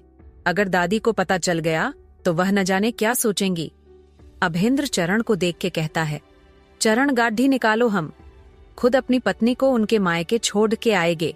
ये सुन के चरण ने बोला, कुंवर सा मैं छोड़ आऊंगा इन्हें, आप परेशान ना हो। जितना बोला गया है उतना करो, चरण गाड़ी निकालो। अभेंद्र यह बोलकर वसुंधरा का हाथ पकड़कर उसे लगभग खींचते हुए बाहर की तरफ चल देता है। वही वसुंधरा की आंखों में आंसू आ जाते हैं। वह चाह के भी अभेंद्र को मना नहीं कर पा रही थी। वही अभेंद्र उसे कार में बैठा में खुद उसके बगल में बैठ जाता है। वही वसुंधरा की हालत खराब हो रही थी। करीब 1 घंटे कर बाद अभेंद्र की कार आके चंदेल हवेली के बाहर रोकती है तो चरण ने कार रोकते हुए कहता है, कुंवर सा हवेली आ गई है तो अंदर लो चरण, ऐसे बाहर से तो नहीं जाएंगे। नस आखिर वसुंधरा अभेंद्र प्रताप सिंह को छोड़ने आए हैं। वसुंधरा रूहा से गले से कहती है, जाने दीजिए ना मुझे, मैं चली जाऊंगी, आप मत आइए अंदर। तो गलत बात है। वसुंधरा अभेंद्र प्रताप सिंह, पति को दरवाजे से भेज रही हो, चरण कार अंदर ले लो। और अगले ही पल हवेली के सामने अभेंद्र वसुंधरा का हाथ पकड़े हुए खड़े दिया था। वहीं उसके पीछे चरण था। चरण को अच्छे से पता था कि यहाँ कुछ भी हो सकता था। वही सारे बॉडीगार्ड और नौकरों की नजर जब वसुंधरा के साथ आए अभेंद्र पर जाती है तो सभी को हैरानी के साथ डर लगाने लगा था। क्या करना चाहता है अभेंद्र? क्या मिहिर और धरती आएंगे फिर से एक दूसरे के सामने? क्या होगा वसुंधरा के साथ जानने के लिए पढ़ते रहे ये कहानी। तो गलत बात है। वसुंधरा अभेंद्र प्रताप सिंह, पति को दरवाजे से भेज रही हो, चरण कार अंदर ले लो। और अगले ही पल हवेली के सामने अभेंद्र वसुंधरा का हाथ पकड़े हुए खड्डे दिहा था। वहीं उसके पीछे चरण था। चरण को अच्छे से पता था कि यहाँ कुछ भी हो सकता था। वही सारे बॉडीगार्ड और नौकरों की नजर जब वसुंधरा के साथ आए अभेंद्र पर जाती है तो सभी को हैरानी के साथ डर लगाने लगा था। वही एकांश और ऐनेश हॉल में अपनी माँ के साथ बैठे हुए थे और मीनाक्षी उन सब के लिए चाय लाती है। वह मीनाक्षी के अलावा किसी को देख के नहीं लग रहा था कि वसुंधरा के ना होने से कोई फर्क पड़ी डीएच रहा है। वह खोए हुए एकांश मोड़ चाय देती है तो उसके हाथ से कप छूट के उसके पेपर पर गिर जाता है जो वह परच रहा था। वह गुस्से से देख के कहता है, अंधी हो क्या तुम? कब तक तुमसे चिल्ला के बात मत करो, तुम्हारा दिमाग सही से काम नहीं करता। मीनाक्षी डरते हुए कहती है, जी आप एक बार पता करिए ना, कहाँ है वासु? उसकी बात जैसे ही खत्म हुई एक नौकर भागते हुए आता है और डरते हुए कहता है, मालिक वो वसु बिटिया। उसकी हिम्मत नहीं हो रही थी अभेंद्र का नाम लेने की। कल्याणी देवी मजाक उड़ाते हुए कहती है, मर गई क्या वो कुलच्छदी? ये सुन के मीनाक्षी अपनी सास को घूरने लगती है तो वह उसे देख के कहती है, लगता है तेरी औकात तुझे बतानी होगी। एक नालायक बेटी हमारे पाले बंद के मुझे आंख दिखाती है। मीनाक्षी कुछ कहती कि दरवाजे की तरफ से आ रहे पायल की आवाज से सभी का ध्यान उस तरफ जाता है और सामने का नजारा देख के सबकी आंखें बड्डी हो जाती है। कोई और वसुंधरा थी और उसके पीछे अभेंद्र और चरण थे। वही अभेंद्र को देख के एकांश, कल्याणी और ऐनेश तीनों खड्डे हो जाते हैं। वही मीनाक्षी के सामने उसकी बेटी सही सालमत थी। वह उसके पास जाके उसके बाजू को पकड़ डीडीएच के ऊपर से नीचे तक देख के पूछती है, लाड हो तू ठीक है ना? कहाँ थी बेटा? रात से बताना तो चाहिए था। वसुंधरा अपने माँ के सीने से लग के कहती है, माँ ठीक हूँ मैं, ये यहाँ क्या कर रहा है और तू इसके साथ? एकांश ने वसुंधरा से पूछा। तजो? वसुंधरा ने सर झुका के बोला, वो बाबा सा मैं इनके साथ थी। ये सुन के एकांश की मुट्ठी कस जाती है। कल्याणी गुस्से से कहती है, जब इसी के साथ थे तो आई क्यों तू? वही मर जाना था ना। मीनाक्षी ने बोला, चल बेटा अंदर चल। कुंवर साहब आए बैठे। अभेंद्र मुस्कुरा के एकांश की तरफ देखते से कहता है, हमने तो सोचा कि एकांश चंदेल के दामाद को ऐसे ही वापस भेज दिया जाएगा।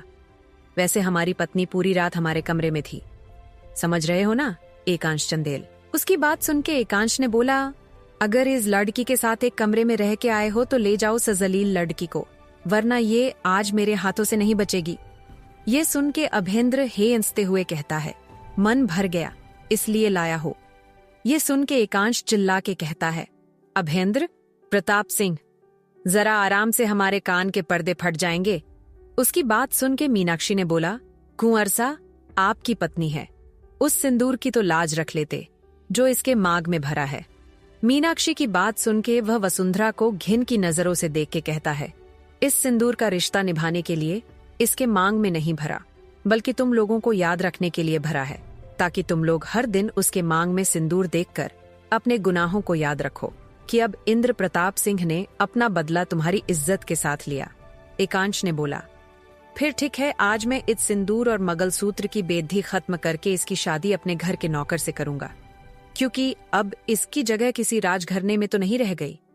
ये बोल के वह वसुंधरा की तरफ बढ़ाने लगता है तो मीनाक्षी ने बोला, क्या कर रहे हैं आप? अगर एक शब्द बोला तो तुम्हारे हिस्से से मैं इस सिंदूर का हक छीन लूंगा। उसकी बात सुन के मीनाक्षी चुप हो जाती है।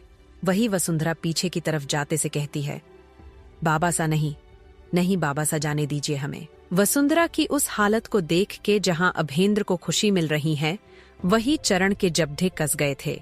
वह भला कैसे अपने आंखों के सामने एक लड़की के साथ ये सब, लेकिन वह भी क्या करता, मजबूर था अपने मालिक के हाथों।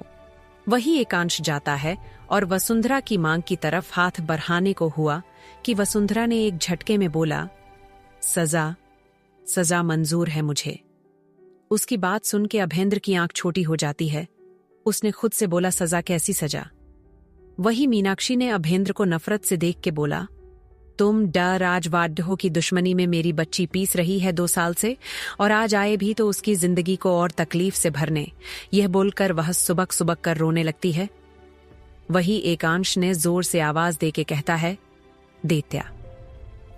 तभी एक लंबा चौड़ा आदमी आता है। उसके साथ में एक छमड्ढे का हंटर रहता है, जिसे देख के मीनाक्षी के चेहरे पर डर साफ देखा जा सकता था। वही वसुंधरा को कोई फर्क नहीं पड़ रहा था। अभेंद्र भी इस तमाशे केक को देखना चाहता था, इसलिए वह आराम से सोफे पर बैठ जाता है। वही कल्याणी देवी भी अभेंद्र के बराबर के सोफे पर बैठते से कहती हैं, कुंवर सा, आपकी पत्नी को हम कैसे रखते आज को देखना चाहिए। अब वो तो हमारी रही नहीं, आपकी हो गई है। आप जा, नाम जुड़ चुका है, और जहां प्रताप सिंह का नाम जुड़ गया, उसका क्या हॉल करते हैं, आपको देखना चाहिए। ये सुन के अभेंद्र हेंसते हुए कहता है, तुम सब आज भी वही कायर हो। वही एकांश ने दैत्य को इशारा करता है तो वह वसुंधरा के कोमल शरीर पर कोड्ढों की वारिस करने लगता है। वही वसुंधरा के होठों से उफ फफ भी नहीं आती है। वही एकांश अपने दोनों हाथ बांधे देख रहा था कि कहीं कोई गलती ना हो जाए। वह देख रहा था कि वसुंधरा मुंह बराबर से सजा मिले। वही अभी तक 20 कोड्ढे हो गए थे, लेकिन वसुंधरा के मुंह से आह भी नहीं निकल रहा था। वह अभी घुटनों के बल बैठ जाती है। वही दैत्य लगातार कोड्ढों की बारिश कर रहा था। तभी अभेंद्र से रहा नहीं जाता है और उसने दैत्य के हाथ से कोड्ढे को लेकर उसके गले ने लपेट देता है। वही वसुंधरा फर्श पर खून में डूबी हुई बेहोश पद्दी हुई थी। अभेंद्र ने बोला, तुम सब कितने बड्ढे कायर हो, हर बार एक औरत का सहारा लेना है। ये बोल के उसने दैत्य की गर्दन को एक झटके में मोद देता है। वह वसुंधरा को एक नजर देखता है और वसुंधरा को अपनी गोद में लेता है और उस हवेली से निकल जाता है। वही वह उसे कार में लेकर बैठ जाता है। वसुंधरा की नब्ज बहुत धीमी चल रही थी। वह चरण से कहता है, हॉस्पिटल चलो और दिवाकर अंकल को कॉल करो। ये सुन के चरण ने हाँ में सर हिला देता है। वही अभेंद्र के जाते से एकांश नौकरों से कहता है, यहाँ की गंदगी साफ करो। ये बोल के वह कहता है, और मां सही खेला ना। उसकी बात सुन के कल्याणी ने हींसते हुए बोली, गई मुसीबत, शरीफ आदमी की परेशानी उसकी शराफत है और अभेंद्र प्रताप सिंह की शराफत ने उसे उस मुसीबत को गले लगाने पर मजबूर कर दिया। क्या होगा जब वसुंधरा के बारे में अभेंद्र के घर वालों को पता चलेगा? क्या अभेंद्र और वसुंधरा के रिश्ते की नई शुरुआत होगी? जानने के लिए पढ़ते रहे ये कहानी। आज का चैप्टर कैसा लगा PLS कमेंट बॉक्स में बताए। ये सुन के चरण ने हाँ में सर हिला देता है। वही अभेंद्र के जाते से एकांश नौकरों से कहता है, यहाँ की गंदगी साफ करो। ये बोल के वह कहता है, और माँ सही खेला ना। उसकी बात सुन के कल्याणी ने हेंसते हुए बोली, गई मुसीबत, शरीफ आदमी की परेशानी उसकी शराफत है और अभेंद्र प्रताप सिंह की शराफत ने उसे उस मुसीबत को गले लगाने पर मजबूर कर दिया। ये सुन के एकांश और ऐनेश के होठों पर मुस्कान आ जाती है। तभी दरवाजे से धरती आती है और उसके पिल्ले पर डढ़े हुए चेहरे को देखकर ऐनेश सख्त लहजे में कहता है, कहाँ से आ रही हो? बाबा सा ग्रुप स्टडी करने गई थी और रात ज्यादा हो गई थी, इसलिए वही रुक गई थी। ये बोलकर वह वहां से सीढ़ियों से होते हुए कमरे में जाने को हुई कि उसके सामने अन्य सेब खाते हुए आती है और उसे एक नजर ऊपर से नीचे तक देखती है। तभी उसकी नजर उसकी गर्दन पर जाती है, जहां कटाने के निशान थे जिंदगी, जिसे धरती ने अपने बालों से छुपा के रखा हुआ था। वह उसके बालों को अपने हाथ से साइड करके कुछ कहती कि धरती ने उसके हाथ को पकड़ DDH के उसे घूरते से कहती है, अन्या, तुम मेरी सगी बहन हो, लेकिन तुमने काम दुश्मनों वाले किया है। अगर मैंने सबको बता दिया तो तुम अंदाजा भी नहीं लगा सकती कि तुम्हारे साथ क्या होगा। ये सुन के वह हेंसते हुए उससे अपना हाथ छुड़ाते हुए कहती हैं, जो बोल दो ना रुकी क्यों हो। ये सुन के धरती ने उसे घुरा तो अन्य हंसते हुए कहते हैं, मेरी प्यारी दीदी, अगर जो तुम्हें बताना होता तो अभी जब तुम नीचे से ऊपर आई हो तभी बता दी होती। वैसे कुछ भी कहो जिसके साथ भी रात गुजर के आई हो, उसने तुम्हें पूरी तरह से सर्टिफाइड किया है। ये बोल के वह सेब को खाते हुए वहां से निकल जाती है। वही धरती को अन्य की बात से मिहिर की याद आ जाती है। वह अपने कमरे में जाते से दरवाजा बंद करके उसी दरवाजे का टेक लेकर बैठ जाती है। उसकी आंखों में आंसू आ जाते हैं। उसे समझ ही नहीं आता कि वह क्या करे।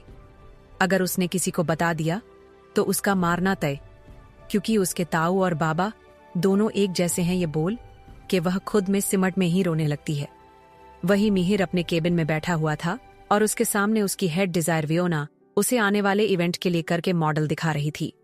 वियोना अच्छी खासी दिखने में थी। उसकी हाइट 5'6" थी, गोरा रंग टीके नैन नक्श। उसने एक वाइट कलर की शर्ट और नीचे पेंसिल स्कर्ट पहनी हुई थी। अपनी शर्ट के 2 बटन खोलकर वह मिहिर के बहुत करीब हल्के से झुकी हुई थी, जिससे उसके क्लीवेज साफ साफ दिख रहे थे। वही मिहिर के दिल और दिमाग में जंग हुई थी। उसके आंखों के सामने धरती का चेहरा बार बार आ रहा था। उसकी सबसे बड़ी वजह ये थी कि मिहिर ने इससे पहले किसी लड़की के साथ इंटीमेट नहीं हुआ था। उसकी बहुत सी गर्लफ्रेंड थी, लेकिन वह उन्हें उस हद तक करीब नहीं आने दिया, क्योंकि वह अच्छी तरह से जानता था कि वह सब के सब उसके नाम और पैसे की वजह से उसके आसपास रहती थी। लेकिन धरती उसे जानते हुए भी उससे एक शिकायत तक नहीं की। ये बात मिहिर को परेशान करने लगा था। तभी केबिन का दरवाजा खुलता है और मिहिर की छोटी बहन शगुन, जो कि उसी ऑफिस में एड डिपार्टमेंट की हेड और उस कंपनी की 25% शेयर होल्डर थी, उसने वियोना को देखा तो उसकी आंखें छोटी हो गई। वह अच्छी तरह से जानती थी, वियोना अच्छे से जानती थी, इसलिए वह मिहिर के सामने की चेयर पर बैठते से कहती है, मिस वियोना, कल से आप ये शर्ट मत पहन के आना। अगर आप यहाँ अपने बॉडी को दिखाने आई है तो अच्छे से दिखाइए, ताकि हम भी अपनी आंखें सेक सके। ये सुन के वियोना ने अपने शर्ट के बटन बंद करते से कहती है, सॉरी मैडम। मिहिर ने वियोना को जाने को कह के शगुन से पूछता है, तुम यहाँ क्या कर रही हो? लो कर लो बात। जिसका जवाब हैंडसम भाई। रात भर घर ना आए, उसे चिंता तो लगी रहेगी ना, कहीं किसी ने मेरे भाई की इज्जत लूट ली तो। ये सुन के मिहिर उसे घूर के देखते से कहता है, तुम कितना नाटक करती हो, बताओ क्यों आई हो? ये सुन के उसने बोला, भाई कंपनी में काफी वैकेंसी आ गई है तो उसी के लिए नोटिफिकेशन देना है, सोचा आपसे पूछ लूं। यह सुनकर मिहिर ने बेफिक्री के साथ बोला, शगुन, इस ए मैटर तुम हैंडल क्या करो, और हाँ, मेरे लिए एक पर्सनल असिस्टेंट भी अपॉइंट करो, क्योंकि मुझे प्रॉब्लम हो रही है। ये सुन के शगुन मजाक करते हुए कहती है, वैसे आपके पर्सनल असिस्टेंट की रिक्वायरमेंट क्या है भाई? ज्यादा कुछ नहीं, बस हार्ड वर्किंग हो, लॉयल हो। मिहिर को बात सुन के वही ही इंसते हुए कहती है, मुझे तो लगा आप कहेंगे hot and sexy beautiful first priority होनी चाहिए। उसकी बात सुन के वह ना में सर हिला के कहता है, तुम सच में पागल हो, अब जाओ यहाँ से कुछ काम कर लो, कंपनी तुम्हें बकवास करने की सैलरी नहीं देती। How funny. शगुन ये बोल के वहां से चली जाती है। वही सिटी हॉस्पिटल के टॉप फ्लोर, जो कि एक वीआईपी फ्लोर है, वहां एक वार्ड के बाहर अभेंद्र और चरण बैठे हुए थे और उस वार्ड में दिवाकर जी और उनकी पत्नी सेल्वी और कुछ डॉग की टीम वसुंधरा का ट्रीटमेंट कर रहे थे। शलभी जी वसुंधरा को देखकर दिवाकर जी को घूरते हुए कहती हैं, इस लड़की की हालात ऐसे कैसे हुई? दिवाकर जी बड्डी ही मासूमियत से कहते हैं, मैंने भी तो इस लाड डचकी को अभी अभी देखा है, अभेंद्र और चरण लेकर आए हैं, अब वही बताएंगे कि कौन है ये, वैसे कितनी मासूम है ना। ये सुन के सेल्वी जी कहती है, मासूम भी और प्यारी भी। ये बोल के वह उसका ट्रीटमेंट स्टार्ट कर देती है। दिवाकर राठी अभेंद्र के पिता अखिल प्रताप सिंह के बहुत अच्छे दोस्त थे और प्रताप फे नमिली के फैमिली डॉक्टर।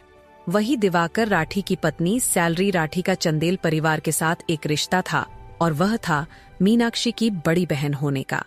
लेकिन सबसे अजीब बात यह थी कि सेल्वी और मीनाक्षी पिछले 21 सालों से नहीं मिले थे।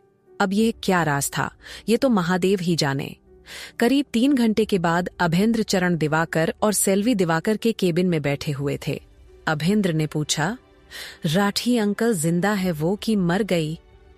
ये पूछते हुए अमरेंद्र के चेहरे पर कोई भाव नहीं था, लेकिन उसके सवाल को सुनकर दिवाकर और सेल्वी एक दूसरे को देखने लगे।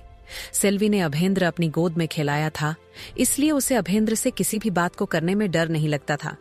उसने अभेंद्र को गुस्से में देख के बोली, तुम सच में जल्लाद हो गए हो। तुम्हें जहां ये पूछना चाहिए था कि वह कैसी है, उसकी जगह वह जिंदा है या मर गई, ये पूछ रहे हो, शर्म नहीं आती? दिवाकर जी ने सेल्वी जी का हाथ को अपने हाथ से दबाते से कहते हैं, शांत हो जाओ। वही अभेंद्र अपना मोबाइल निकल के मैसेज चेक करते से कहता है, मैं चलता हूँ, जो भो खर्चा होगा चरण लगा देना, और ठीक होने के बाद जहां जाना चाहे छोड़ डज देना उसे। क्या होगा जब सेल्वी को पता चलेगा कि वह उसकी बहन की बेटी है? क्या मिहिर और धरती आपस में टकराएंगे? क्या अभेंद्र के दिल में कभी वसुंधरा के लिए प्यार पंपेगा जाने के लिए पढ़ते रहे या कहानी?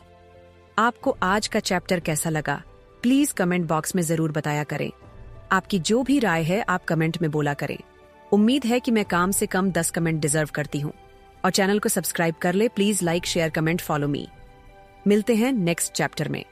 दिवाकर जी ने सेल्वी जी का हाथ को अपने हाथ से दबाते से कहते हैं, शांत हो जाओ। वही अभेंद्र अपना मोबाइल निकल के मैसेज चेक करते से कहता है, मैं चलता हूँ, जो भो खर्चा होगा चरण लगा देना, और ठीक होने के बाद जहां जाना चाहे छोड़ डीएच देना उसे। ये बोल के वह वहां से उठ जाता है और बिना दिवाकर और सेल्वी को देखे वहां से निकल जाता है। वही उसके जाते से चरण ने गहरी सांस लेते से कहता है, कैसी है बाईसा? ये सुन के सेल्वी ने बोला, कौन है ये चरण, ये लड्डिच की? तो चरण ने सारी बात बता देता है, और ये भी कौन है, वसुंधरा? ये सुनते से सेल्वी जी की मुट्ठी कस जाती है, लेकिन दिवाकर जी सेल्वी जी के हाथ पर अपने हाथों को रखते से कहते हैं, सेल्वी काम डाउन, अभी खुद को संभालने की जरूरत है ताकि उसे संभल सके। सेल्वी जी ने गहरी सांस लेते से कहती है, चरण तुम जाओ और मैं वसुंधरा का ख्याल रख लेंगे, लेकिन तुम सब ने खुद के आपस की दुश्मनी में बहुत बड़ी गलती की है, जिसका पता जब तुम्हारे कुंवरसा को लगेगा तो उसके पास पछताने के अलावा कोई चारा नहीं रहेगा। सेल्वी जी की बात सुनकर चरण वहां से चला जाता है, और चरण के जाते से सेल्वी जी फूट फूट के रोने लगती है। दिवाकर जी उन्हें अपने सीने से लगा लेते हैं और उन्हें रोने देते हैं, क्योंकि उन्हें अच्छी तरह से पता था कि अगर वह अपना मन का गुब्बर निकल लेगी तभी वह शांत हो पाएगी। कुछ देर बाद वह दिवाकर जी से अलग होके कहती है, हम उसे अपने साथ लड़ जाएंगे और भाई को भी बताना होगा। लेकिन क्या मानव को बताना सही होगा? वह इतने सालों से इंडिया नहीं आया है। ये सुन के सेल्वी ने बोला, आए नहीं है तो आना होगा, क्योंकि बात अब वसुंधरा की है। ये बोल के वह वसुंधरा के वार्ड में जाती है, जहां वसुंधरा छत की सीलिंग को देख रही थी। उसके सफेद पर टेढ़े हुए चेहरे को देख के सेल्वी जी के दिल में टिस उठ गई। वह वसुंधरा के पास जाके उसके माथे को अपने हाथों से सहलते हुए कहती है, कैसी हो तुम? वसुंधरा इतने दर्द में भी हल्के से मुस्कुरा देती है और अपनी आंखें बंद कर लेती है, और आंखों के कोने से आंसू निकल जाते हैं। जहां वसुंधरा बिल्कुल खामोश हो चुकी थी, वहीं दूसरी तरफ प्रभा देवी को सब कुछ पता चल गया था। उनके सामने अभेंद्र कॉफी की चुस्की ले रहा था। उसके इज रिलैक्स रवैये को देख के प्रभा देवी का खून और ज्यादा खोलने लगा था। उन्होंने बोला, वो लड्डी डीडीएच की कहाँ है? लड्डीएच की? कौन सी लड्डीएच की? अभेंद्र ने पूछा, तो प्रभा देवी ने उसके सामने रखे अपने कप को उठा के जमीन पे पटकते से कहती, ही वो चंदेल क्या की बेटी जिसको बाहों में उठा के तुम हॉस्पिटल तक गए थे। अगर उसका बापू से पीट रहा था तो तुम्हें क्या जरूरत पड़ रही थी? सब भूल चुके हो कि तुम्हारी बहन के साथ उस चंदेल कक के बेटे ने क्या किया था। ये सुनते से अभेंद्र की पकड़ डीडीएच कप पर कस जाती है और वह एक झटके में कप उठा के टेबल पर रखते से कहता है, दुष्यंत चंदेल ने जो किया वो मैं भी करूं, यही चाहती आप तो सुनिए। दादी, मेरी परवरिश इतनी कमजोर नहीं हुई है कि मैं एक औरत के अबरू से खेलूं, समझिए आप। ये सुन के प्रभा जी के जब ढे कस जाते हैं। वह गुस्से से अभेंद्र को देखते से कहती है, अगर तुम उस लड्डे डेचकी के आस पास भी भटके तो मेरा मरा मुंह देखोगे। ये सुन के अभेंद्र के होठों पे सार्कास्टिक स्माइल आ जाता है और वह प्रभा जी को देख के कहता है, आप उन सब की बर्बादी से मतलब रखिए, उससे ज्यादा किसी बात से नहीं, समझिए आप। ये बोल के वह वहां से चला जाता है। वही उसके जाते से शिवाय जी जो कॉरिडोर से खड़ी डीढ़े होके उन दोनों की बातें सुन रहे थे, उनके दिमाग में कुछ आता है और वह चरण को कॉल करते हैं। चरण जो कि हॉस्पिटल के बाहर खड़ी डीढ़ा था, उसने आरंभ के कॉल को देख के कहता है, बड्ढे हुकूम की कॉल। वह कॉल पिक करते से कहता है, जी हुकूम। चरण, वसुंधरा कहाँ है? शिवाय की बात पर वह कहता है, वो सिटी हॉस्पिटल में है। ऑर्डर राठी साहब उन्हें देख रहे हैं और मुझे भी जाने को बोल दिया है, लेकिन मैं यहीं हॉस्पिटल के बाहर खड़ डीढ़ा हूँ। ये सुन के शिवाय जी ने कॉल कट कर दिया और तुरंत से सिटी हॉस्पिटल के लिए रवाना हो गए। दूसरी तरफ धरती अपने कोलाज में गई। आज उसके कोलाज में प्लेसमेंट का इंटरव्यू था। उसने खुद से बोला, धरती जो हुआ स्पेशल हुआ। अगर तुम किसी को नहीं बताओगी तो किसी को क्या ही पता चलेगा, इसलिए तुम ये सारी बातें अपने दिमाग से निकल के अपने इंटरव्यू को निकल लो। ये बोल के उसने एक गहरी सांस ली और अपना इंटरव्यू बेस्ट दिया। वह जैसे इंटरव्यू दे के कॉलेज के कैंटीन में आके बैठती है, तभी ओशी और प्राशी दोनों आती है और धरती से पूछती है, वसु कहाँ है? ये सुन के धरती की आंखें नम हो जाती हैं और उसने सारी बात बता के कहती है, मुझे खुद उनकी चिंता हो रही है, लेकिन उनके बारे में कहां से पता लगाया जाए, समझ नहीं आ रहा है। ये सुन के ओशी और प्राशी दोनों बैठ जाती है। उन तीनों के चेहरे को देख के कोई भी बता सकता है कि वह कितनी परेशानी में है। तभी अन्य वीर के साथ आती है और उन्हें ऐसे देख के वह हाय निस्ते हुए कहती है, क्या बात है, तुम तीनों तो ऐसे गम में हब जैसे क्या ही हो गया? वैसे इस दिग्ढी की चौथी मेंबर कहाँ है? अरे वीर, याद आया, वसुंधरा की आज बहुत पिटाई हुई। वह पूरी रात अपने उस नाम के पति के साथ मुंह काला करके आई थी। उसकी बात सुन के वीर ने बोला, क्या बात कर रही हो? वैसे ये बात जब भाई सुनेंगे तो उनके दिल को सुकून मिलेगा। बहुत ज्यादा मर्यादा की बात करने वाली हुई थी। ये बोल के वह अन्य के साथ वहां से चली जाती है। वहीं दूसरी तरफ शिवाय हॉस्पिटल में दिवाकर कर सामने बैठे हुए थे। दिवाकर ही हंसते हुए कहता है, काका सा, आपका परिवार भी अलग है। कुछ समझ नहीं आता आपके परिवार के बारे में। पोता ऐसे ही अपनी पत्नी को छोड़ डीएच के चला जाता है और दादा उस लड्डीएच की खैर खबर लेने आता है। शिवाय जी ने कुछ अफसोस के साथ कहते हैं, ये मेरी बदकिस्मती है कि मैं अपने परिवार को सही और गलत का मतलब नहीं बता पाया। उनके लिए अब बदला का मतलब है, लेकिन उन्हें लगता है कि उन्हें मुझसे ज्यादा तकलीफ है। मैंने अपने जवाब बेटे को कंधा दिया है। इस दुख से मेरा कंधा आज भी झुका हुआ है। अपनी प्यारी पोती को जांजीरों में बंधा देखता हूँ। इस दुहक को कहाँ बताऊं मैं? ये बोलते हुए उनके आंखों में नमी आ जाती है। अब दिवाकर क्या बोले उसे समझ ही नहीं आ रहा था। 2 साल पहले जो हुआ उसकी वजह से सबकी जिंदगी उलझ के रह गई और इस दुश्मनी में कितनी ही मासूम जिंदगी तबाह हो गई, और उसी में से एक वसुंधरा की जिंदगी है। क्या है वसुंधरा की जिंदगी का राज? आखिर क्यों सेल्वी अपने भाई को बुलाना चाहता है? जानने के लिए पढ़ते रहे ये कहानी। आज का चैप्टर कैसा लगा प्लीज कमेंट बॉक्स में जरूर बताएं। Like, share, comment, follow and support में एंड सब्सक्राइब माय चैनल। ये बोलते हुए उनकी आंखों में नमी आ जाती है। अब दिवाकर क्या बोले उसे समझ ही नहीं आ रहा था। 2 साल पहले जो हुआ उसकी वजह से सबकी जिंदगी उलझ के रह गई और इस दुश्मनी में कितनी ही मासूम जिंदगी तबाह हो गई, और उसी में से एक वसुंधरा की जिंदगी है। वही अभेंद्र ऑफिस में था। आज उसकी बहुत इंपॉर्टेंट मीटिंग थी। वह अपने केबिन में बैठा हुआ अपना काम कर रहा था। तभी उसके डोर को खोल के चरण आता है। चरण को देख के वह उससे पूछता है, तुम यहाँ? मैंने तो तुम्हें वहाँ हॉस्पिटल में रहने को बोला था। वो कुंवर राठी साहब ने मुझे भेज दिया और बोला कि उनका ख्याल रख लेगे। ये सुन के अभेंद्र ने हाँ में सर हिला के बोलते से कहता है, चरण डिजाइन टीम को यहाँ भेजो। चरण ने हाँ में सर हिला देता है और वहां से चला जाता है। कुछ देर बाद 4 लोग उसके सामने बैठे हुए थे। अब सबके माथे पर पसीना आ रहा था। बस एक को छोड़िए के वह थी सलोनी।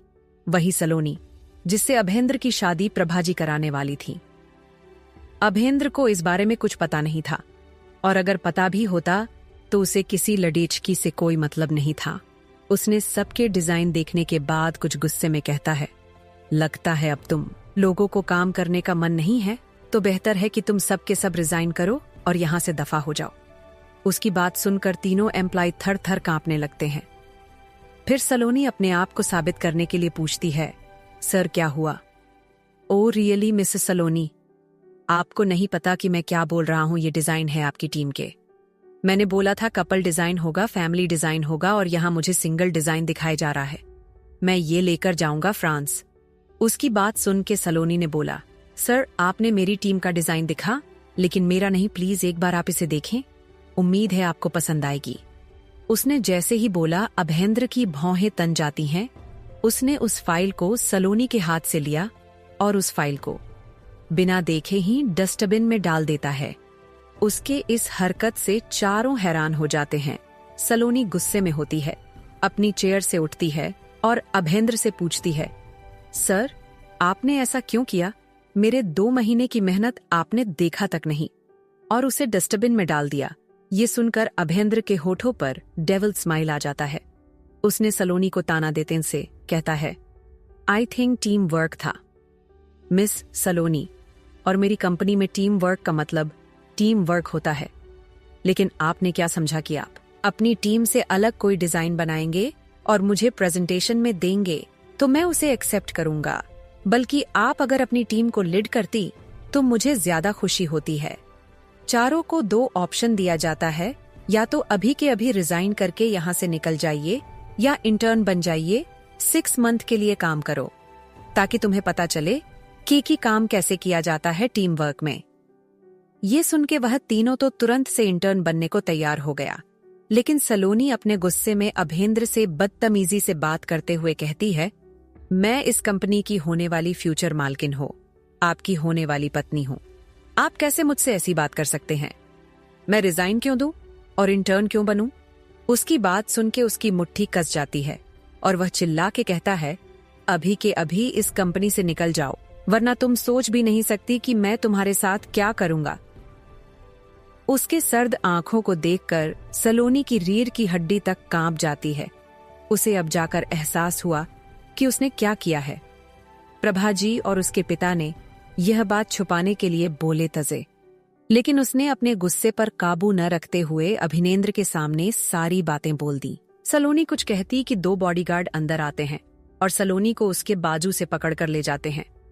अभेंद्र चरण से बोला, चरण न्यू डिजाइनर अपॉइंट करो। 2 महीने बाद फ्रांस में हमारा नया शोरूम खुलने वाला है, तब तक मुझे बहुत अच्छे और टैलेंटेड डिजाइनर चाहिए, अपॉइंट करो। उसके बाद वह मीटिंग के लिए निकल जाता है। वही जहां अपने काम में खुद को इतना ज्यादा बिजी कर लिया था कि उसे याद ही नहीं था कि उसने किसी को अस्पताल में एडमिट कराया था, या फिर कह सकते हैं वह याद नहीं करना चाह रहा था। जहां अभेंद्र अपने दिल की बेचैनी और बेताबी को अपने गुस्से और काम में छुपना चाहता था, यहीं कुछ हॉल मिहिर का था। उसने अपने आप को सुबह से शाम हो गई, लेकिन उसके जहन से 1 सेकंड के लिए भी धरती का ख्याल नहीं गया था। वह वॉल मिरर के सामने जाता है और अपने जेब से सिगरेट निकल के अपने होठों के बीच में दबते हुए लाइटर से जला के एक लंबी कस लेते से कहता है, नहीं जानता कि क्यों फर्क पड़ी DDH रहा है, लेकिन उस लाडी DDH को देखने का दिल कर रहा है, छूने का दिल कर रहा है। काश तुम वो ना होती जो तुम हो, तो आज मेरा नाम तुम्हारे नाम के साथ जुड़ जाता।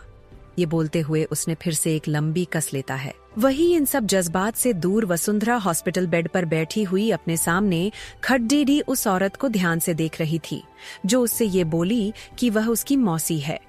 ये सुन के वह हैरानी से उसे अपनी नीली आंखों से देख रही थी। सेल्वी जी ने पूछा, वसु, ये सारे चोट कैसे लगी तुम्हें? क्या अभेंद्र प्रताप सिंह ने कुछ किया तुम्हारे साथ? बोलो। ये सुन के वसुंधरा ने नामे सर हिल के कहती है, नहीं नहीं, ऐसा कुछ नहीं है, उन्होंने कुछ नहीं किया। ये सब तो मैं गलती करती हूँ तो मुझे सजा मिलती है। अच्छा, और जरा मैं भी जानूं कि तुमने क्या गलती की है। और क्या ये सब मीनाक्षी करती है? ये सुन के वसुंधरा डरते से कहती है, नहीं मासी माँ, नहीं, वो तो मुझसे बहुत प्यार करती है, लेकिन मेरी किस्मत ही ऐसी है कि मैं अब सबके लिए एक कलंक बन चुकी है और मेरी शादी हो चुकी है। फिर भी मैं अपने मायके रहती हूँ, इसलिए दादी सा गुस्सा होती है। ये सुन के सेल्वी खुद से कहती है, वो बुढ़िया, उसे तो मैं अच्छे से जानती हूँ, उसे बस दूसरों को जिंदगी में कांटे बोने आते हैं। वही वसुंधरा को समझ नहीं आ रहा था कि वह कहाँ जाए।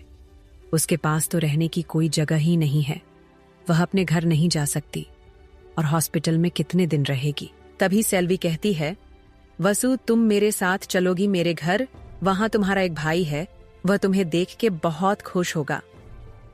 क्या अभेंद्र और मिहिर खुद की फीलिंग को कभी समझ पाएंगे? क्या वसुंधरा सेल्वी को सच बताएगी? जानने के लिए पढ़ते रहे ये कहानी। वही वसुंधरा को समझ नहीं आ रहा था कि वह कहाँ जाए। उसके पास तो रहने की कोई जगह ही नहीं है। वह अपने घर नहीं जा सकती और हॉस्पिटल में कितने दिन रहेगी। तभी सेल्वी कहती है, वसु, तुम मेरे साथ चलोगी मेरे घर? वहां तुम्हारा एक भाई है, वह तुम्हें देख के बहुत खुश होगा। ये सुन के वसुंधरा ने ना में सर हिलाकर बोलती है, मैं आपके साथ नहीं जाऊंगी, मैं हॉस्टल या आश्रम में रह लूंगी। ये सुन के सेल्वी जी ने अपने दोनों हाथ अपने सीने बांधते से कहती हैं, ओह, तो तुम मेरी बात नहीं मानोगी। लेकिन मैं तुम्हें बता दूं कि मैंने तुमसे पूछा नहीं है, बताया है कि तुम मेरे साथ चल रही हो। जिंदा हूं अभी मैं, समझी? उसकी बात सुन के वसुंधरा से झुकाकर हाँ में से हिला देती है, क्योंकि वसुंधरा की एक बहुत बड़ी कमजोरी थी कि वह किसी से बहस नहीं करती थी। अगर कोई उससे ऊंची आवाज में बात बोल देता था तो वजह उसकी बात मान जाती थी, वो भी बिना किसी दिक्कत के। और यही अभी सेल्वी के साथ उसने किया, वह उसकी बात मान जाती है। वही वसुंधरा के जख्म को भरने के लिए कम से कम 1 महीने का समय लगेगा और इन्फेक्शन फैलने का डर था, इसलिए सेल्वी वसुंधरा के साथ किसी भी तरह का रिस्क नहीं ले सकती थी। वही शाम के समय सेल्वी और दिवाकर जी वसुंधरा को घर ले जाते हैं और वह जैसे हॉल में पहुंचते हैं, उन तीनों की आंखें बड्ढी हो जाती है।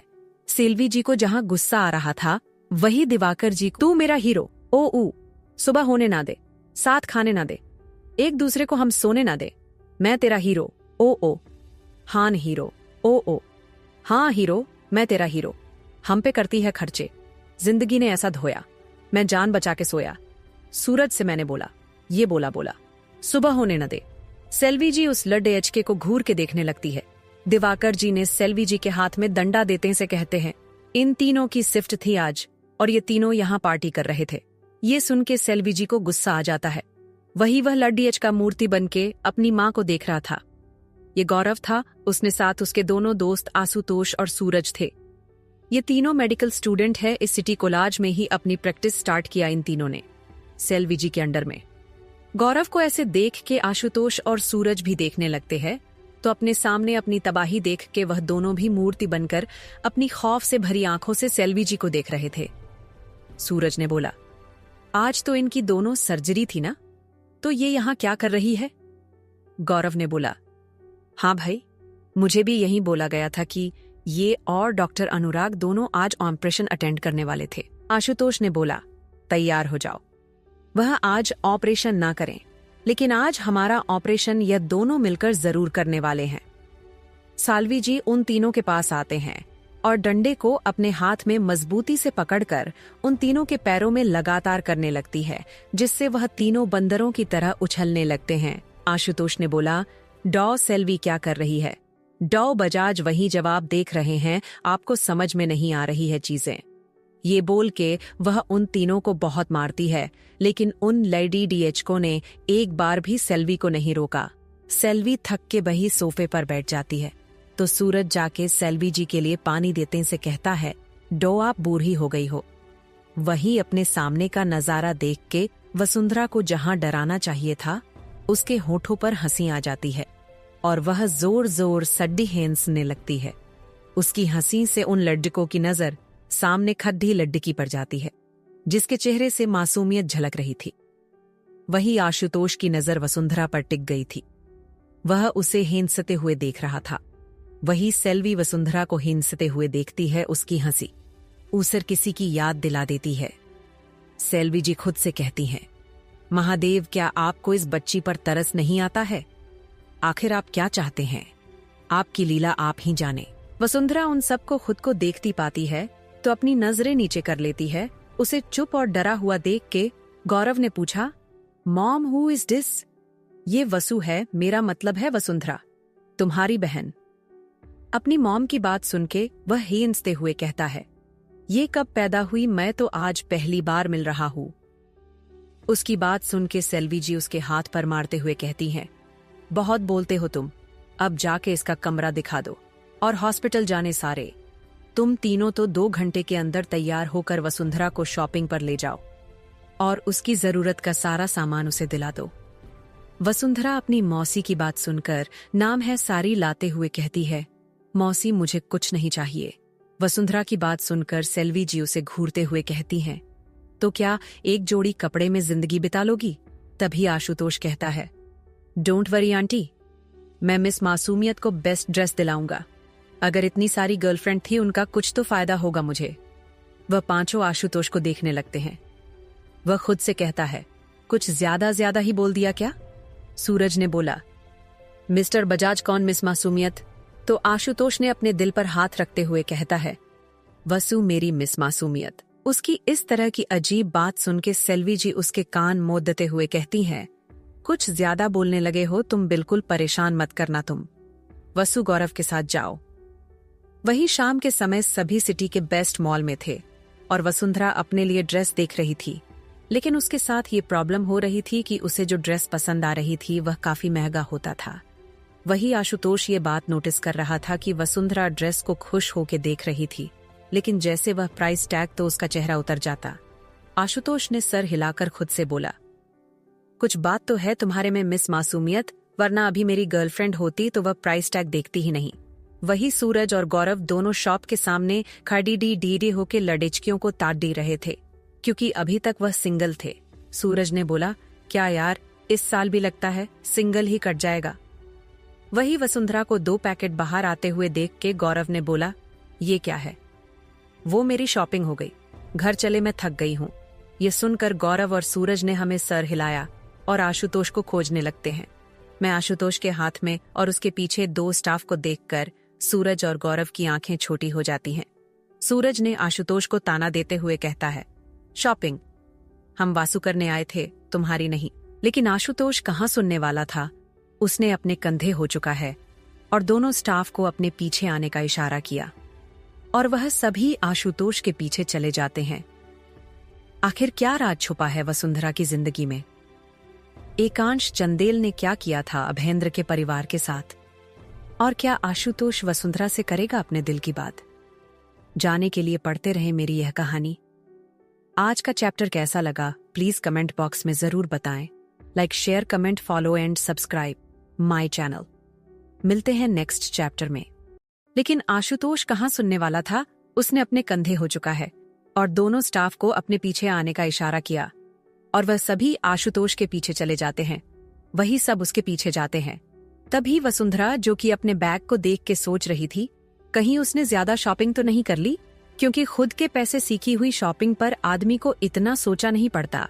लेकिन यहाँ पर गौरव ने अपना कार्ड से दे दिया था शॉपिंग करने को, इसलिए वह किसी का पैसा नहीं खुद पर बर्बाद करना चाहती थी। तभी वह किसी से टाकारा जाती है और उसका बैग नीचे गिर जाता है। वह अपना बैग उठाने जे लिए झुकते से उस आदमी के जूते देख के कहती है, सॉरी सर, मैंने आपको देखा नहीं। वह जैसे उठा के सामने देखती है तो उसके सामने एक ऐसा आदमी खड़ा था जिसे देखकर उसकी आंखें हैरानी बड़ी हो जाती हैं। ये हर्ष था, हर्षवर्धन राठौर, जिसके साथ वसुंधरा की शादी होने वाली थी। वह हर्ष को बहुत प्यार करती थी और इनका रिश्ता बचपन में ही तय हो गया था। लेकिन उसे शादी के मंडप में अभेंद्र ने हर्ष हटा के खुद वसुंधरा से शादी की। वसुंधरा हर्ष को देखती रह जाती है। तभी एक औरत की आवाज आती है, हर्ष क्यों हुआ बेटा? उस औरत के साथ एक लड़की और थी। ये दीप्ति थी, हर्ष की मांगेदर, जिसके साथ अगले महीने शादी होने वाली थी। और दीप्ति हर्ष की मॉम रीता की दोस्त की बेटी थी। यहाँ उस दिन के बाद कोई भी अपनी बेटी नहीं देना चाहता था। वही दीप्ति राजस्थान में रहती ही नहीं थी, इसलिए उसकी मॉम ने इज्जत की जगह हर्ष के दौलत को देखा और हर्ष के साथ शादी करने को तैयार हो गई। वही रीता की नजर जब वसुंधरा पर पड़ती है तो उसकी बहन बन जाती है। वह उसके बाजू को पकड़कर गुस्से में बोलती है, तेरी हिम्मत कैसे हुई मेरे बेटे के सामने आने की? इतनी बेइज्जती करने के बाद अभी कुछ बचा है क्या? तभी गौरव, आशुतोष और सूरज पीछे की तरफ मुद्दते तो उन्हें वसुंधरा का हाथ पकड़े को और दिखती है। गौरव ने कहा, ये कौन आंटी हैं? आशुतोष ने कहा, कुछ तो गड़बड़ है। इतना बोल के वह अपना बैग उन स्टाफ को देते हुए कहता है, मैं आता हूं। यह बोलकर वह तीनों वसुंधरा के पास चले जाते हैं। वसुंधरा कुछ नहीं कह रही थी। वही 3 लाड डीएचको को आते हुए देख के जहां हर्ष की मुठिया कैसे जाती हैं। वही रीता ताना देते हुए कहती है, क्या बात है, रिश्ता किसी और के साथ तय हुआ, शादी किसी और से हुई, और अब यह 3 लड़के और कहां से आया ये हुनर वसुंधरा? हमने तो तुमने बहुत सीधी सादी समझा था, लेकिन तुमने तो अपनी बहन अन्या को भी पीछे छोड़ दिया। गौरव ने रीता के हाथ से वसुंधरा का हाथ छुड़ाते हुए कहता है, वो आंटी, जरा संभाल के कुछ भी बोलते जा रहे हो। ये सुन के वह हेंसते हुए कहती है, अब तुम कौन हो जो इस लड्डी डीएचकी को झांसे में आप गए? जरा संभाल के, ये जैसी दिखती है वैसी है नहीं। ये सुन के आशुतोष को गुस्सा आ जाता है और वह गौरव से कहता है, मिस मासूमियत को यहां से लेकर चलो। लगता है कुछ लोगों को तमीज नाम की चीज नहीं है, क्योंकि कहां कौन सी बात करनी चाहिए। ये बोल के वह अपने आंखों के इशारे से सब कुछ चलने लगता है। वही रीता कुछ बोलने को हुई कि हर्ष ने उसे लगभग डांटते हुए बोला, स्टॉप इट मॉम, बहुत हो गया तमाशा। आपको क्या लग रहा है, आप उसका तमाशा बना रही नहीं, आप हमारा तमाशा बना रही हैं। उसके साथ जो होना था हो चुका है, उसे जो करना है करने दीजिए। ये बोल के वह वहां से चला जाता है। वही रीता अपने बेटे को गुस्से से देख रही थी। ठप दीप्ति उसके कंधे पर हाथ रखते हुए कहती है, कौन थी ये आंटी? ये सुनकर रीता गुस्से में रहते हैं। ये भाई कल मुही थी जिसके साथ मेरे बेटे की शादी होने वाली थी, और उस मंडप में वो सब हुआ। आज भी मेरे बेटे के दिल में उस कमीनी ने अपनी जगह बना के रखा है। बेटा, तुम्हें मेरे बेटे के दिल से उस लड्डेचकी को निकल देना है। ये सुन के दीप्ति ने बोला, आप फिक्र मत करिए। रीता और दीप्ति वहां से चले जाते हैं। वही कार में वसुंधरा के बगल नी गौरव बैठा था। उसे सेल्वी जी ने वसुंधरा के बारे में कुछ बताया नहीं था, जिसकी वजह से गौरव को रीता की बातें सुन के कुछ समझ नहीं आया। उसने खुद से बोला, क्या करूं, पुच्छू कहीं बुरा लग गया तो?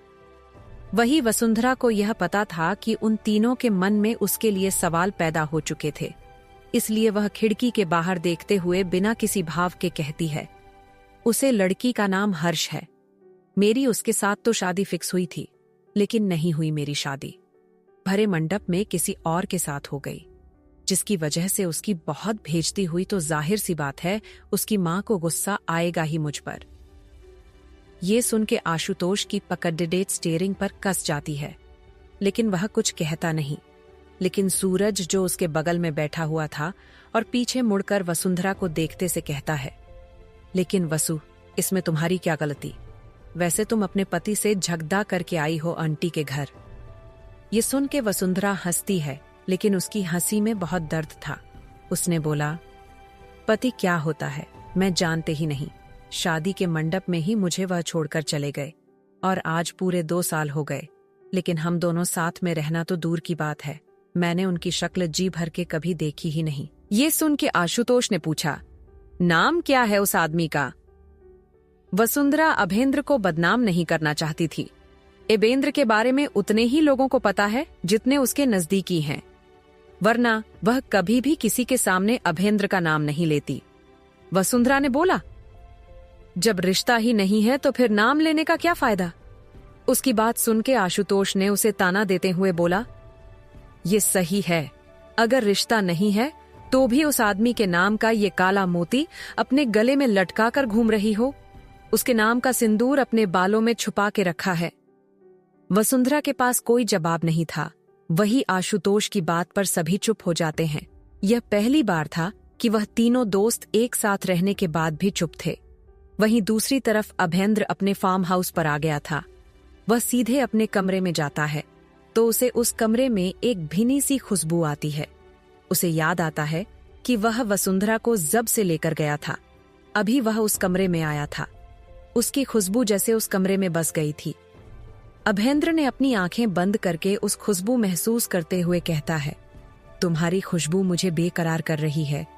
ये कहते हुए उसने अपनी आंखें खोल के उस कमरे को देख के कहता है, मैं तुम्हें क्या तुम्हारी खुशबू भी इस कमरे में नहीं रहने दूंगा। ये बोल के उसने साइड बार से विस्की, वाइन, वोडका की सारी बोतल ले लाकर उसे कमरे में छिड़कने लगता है, जहां कुछ देर पहले हुआ कमरा एक अलग ही खुशबू से महक रहा था। अभी उस कमरे में केवल बदबू थी, शराब की बदबू। क्या वसुंधरा और अभेंद्र कभी एक हो पाएंगे? क्या वसुंधरा समझेगी आशुतोष के मन की फीलिंग जाने के लिए पढ़ते रहें ये कहानी। चैप्टर अच्छा लगा हो तो प्लीज कमेंट बॉक्स में जरूर बताइएगा।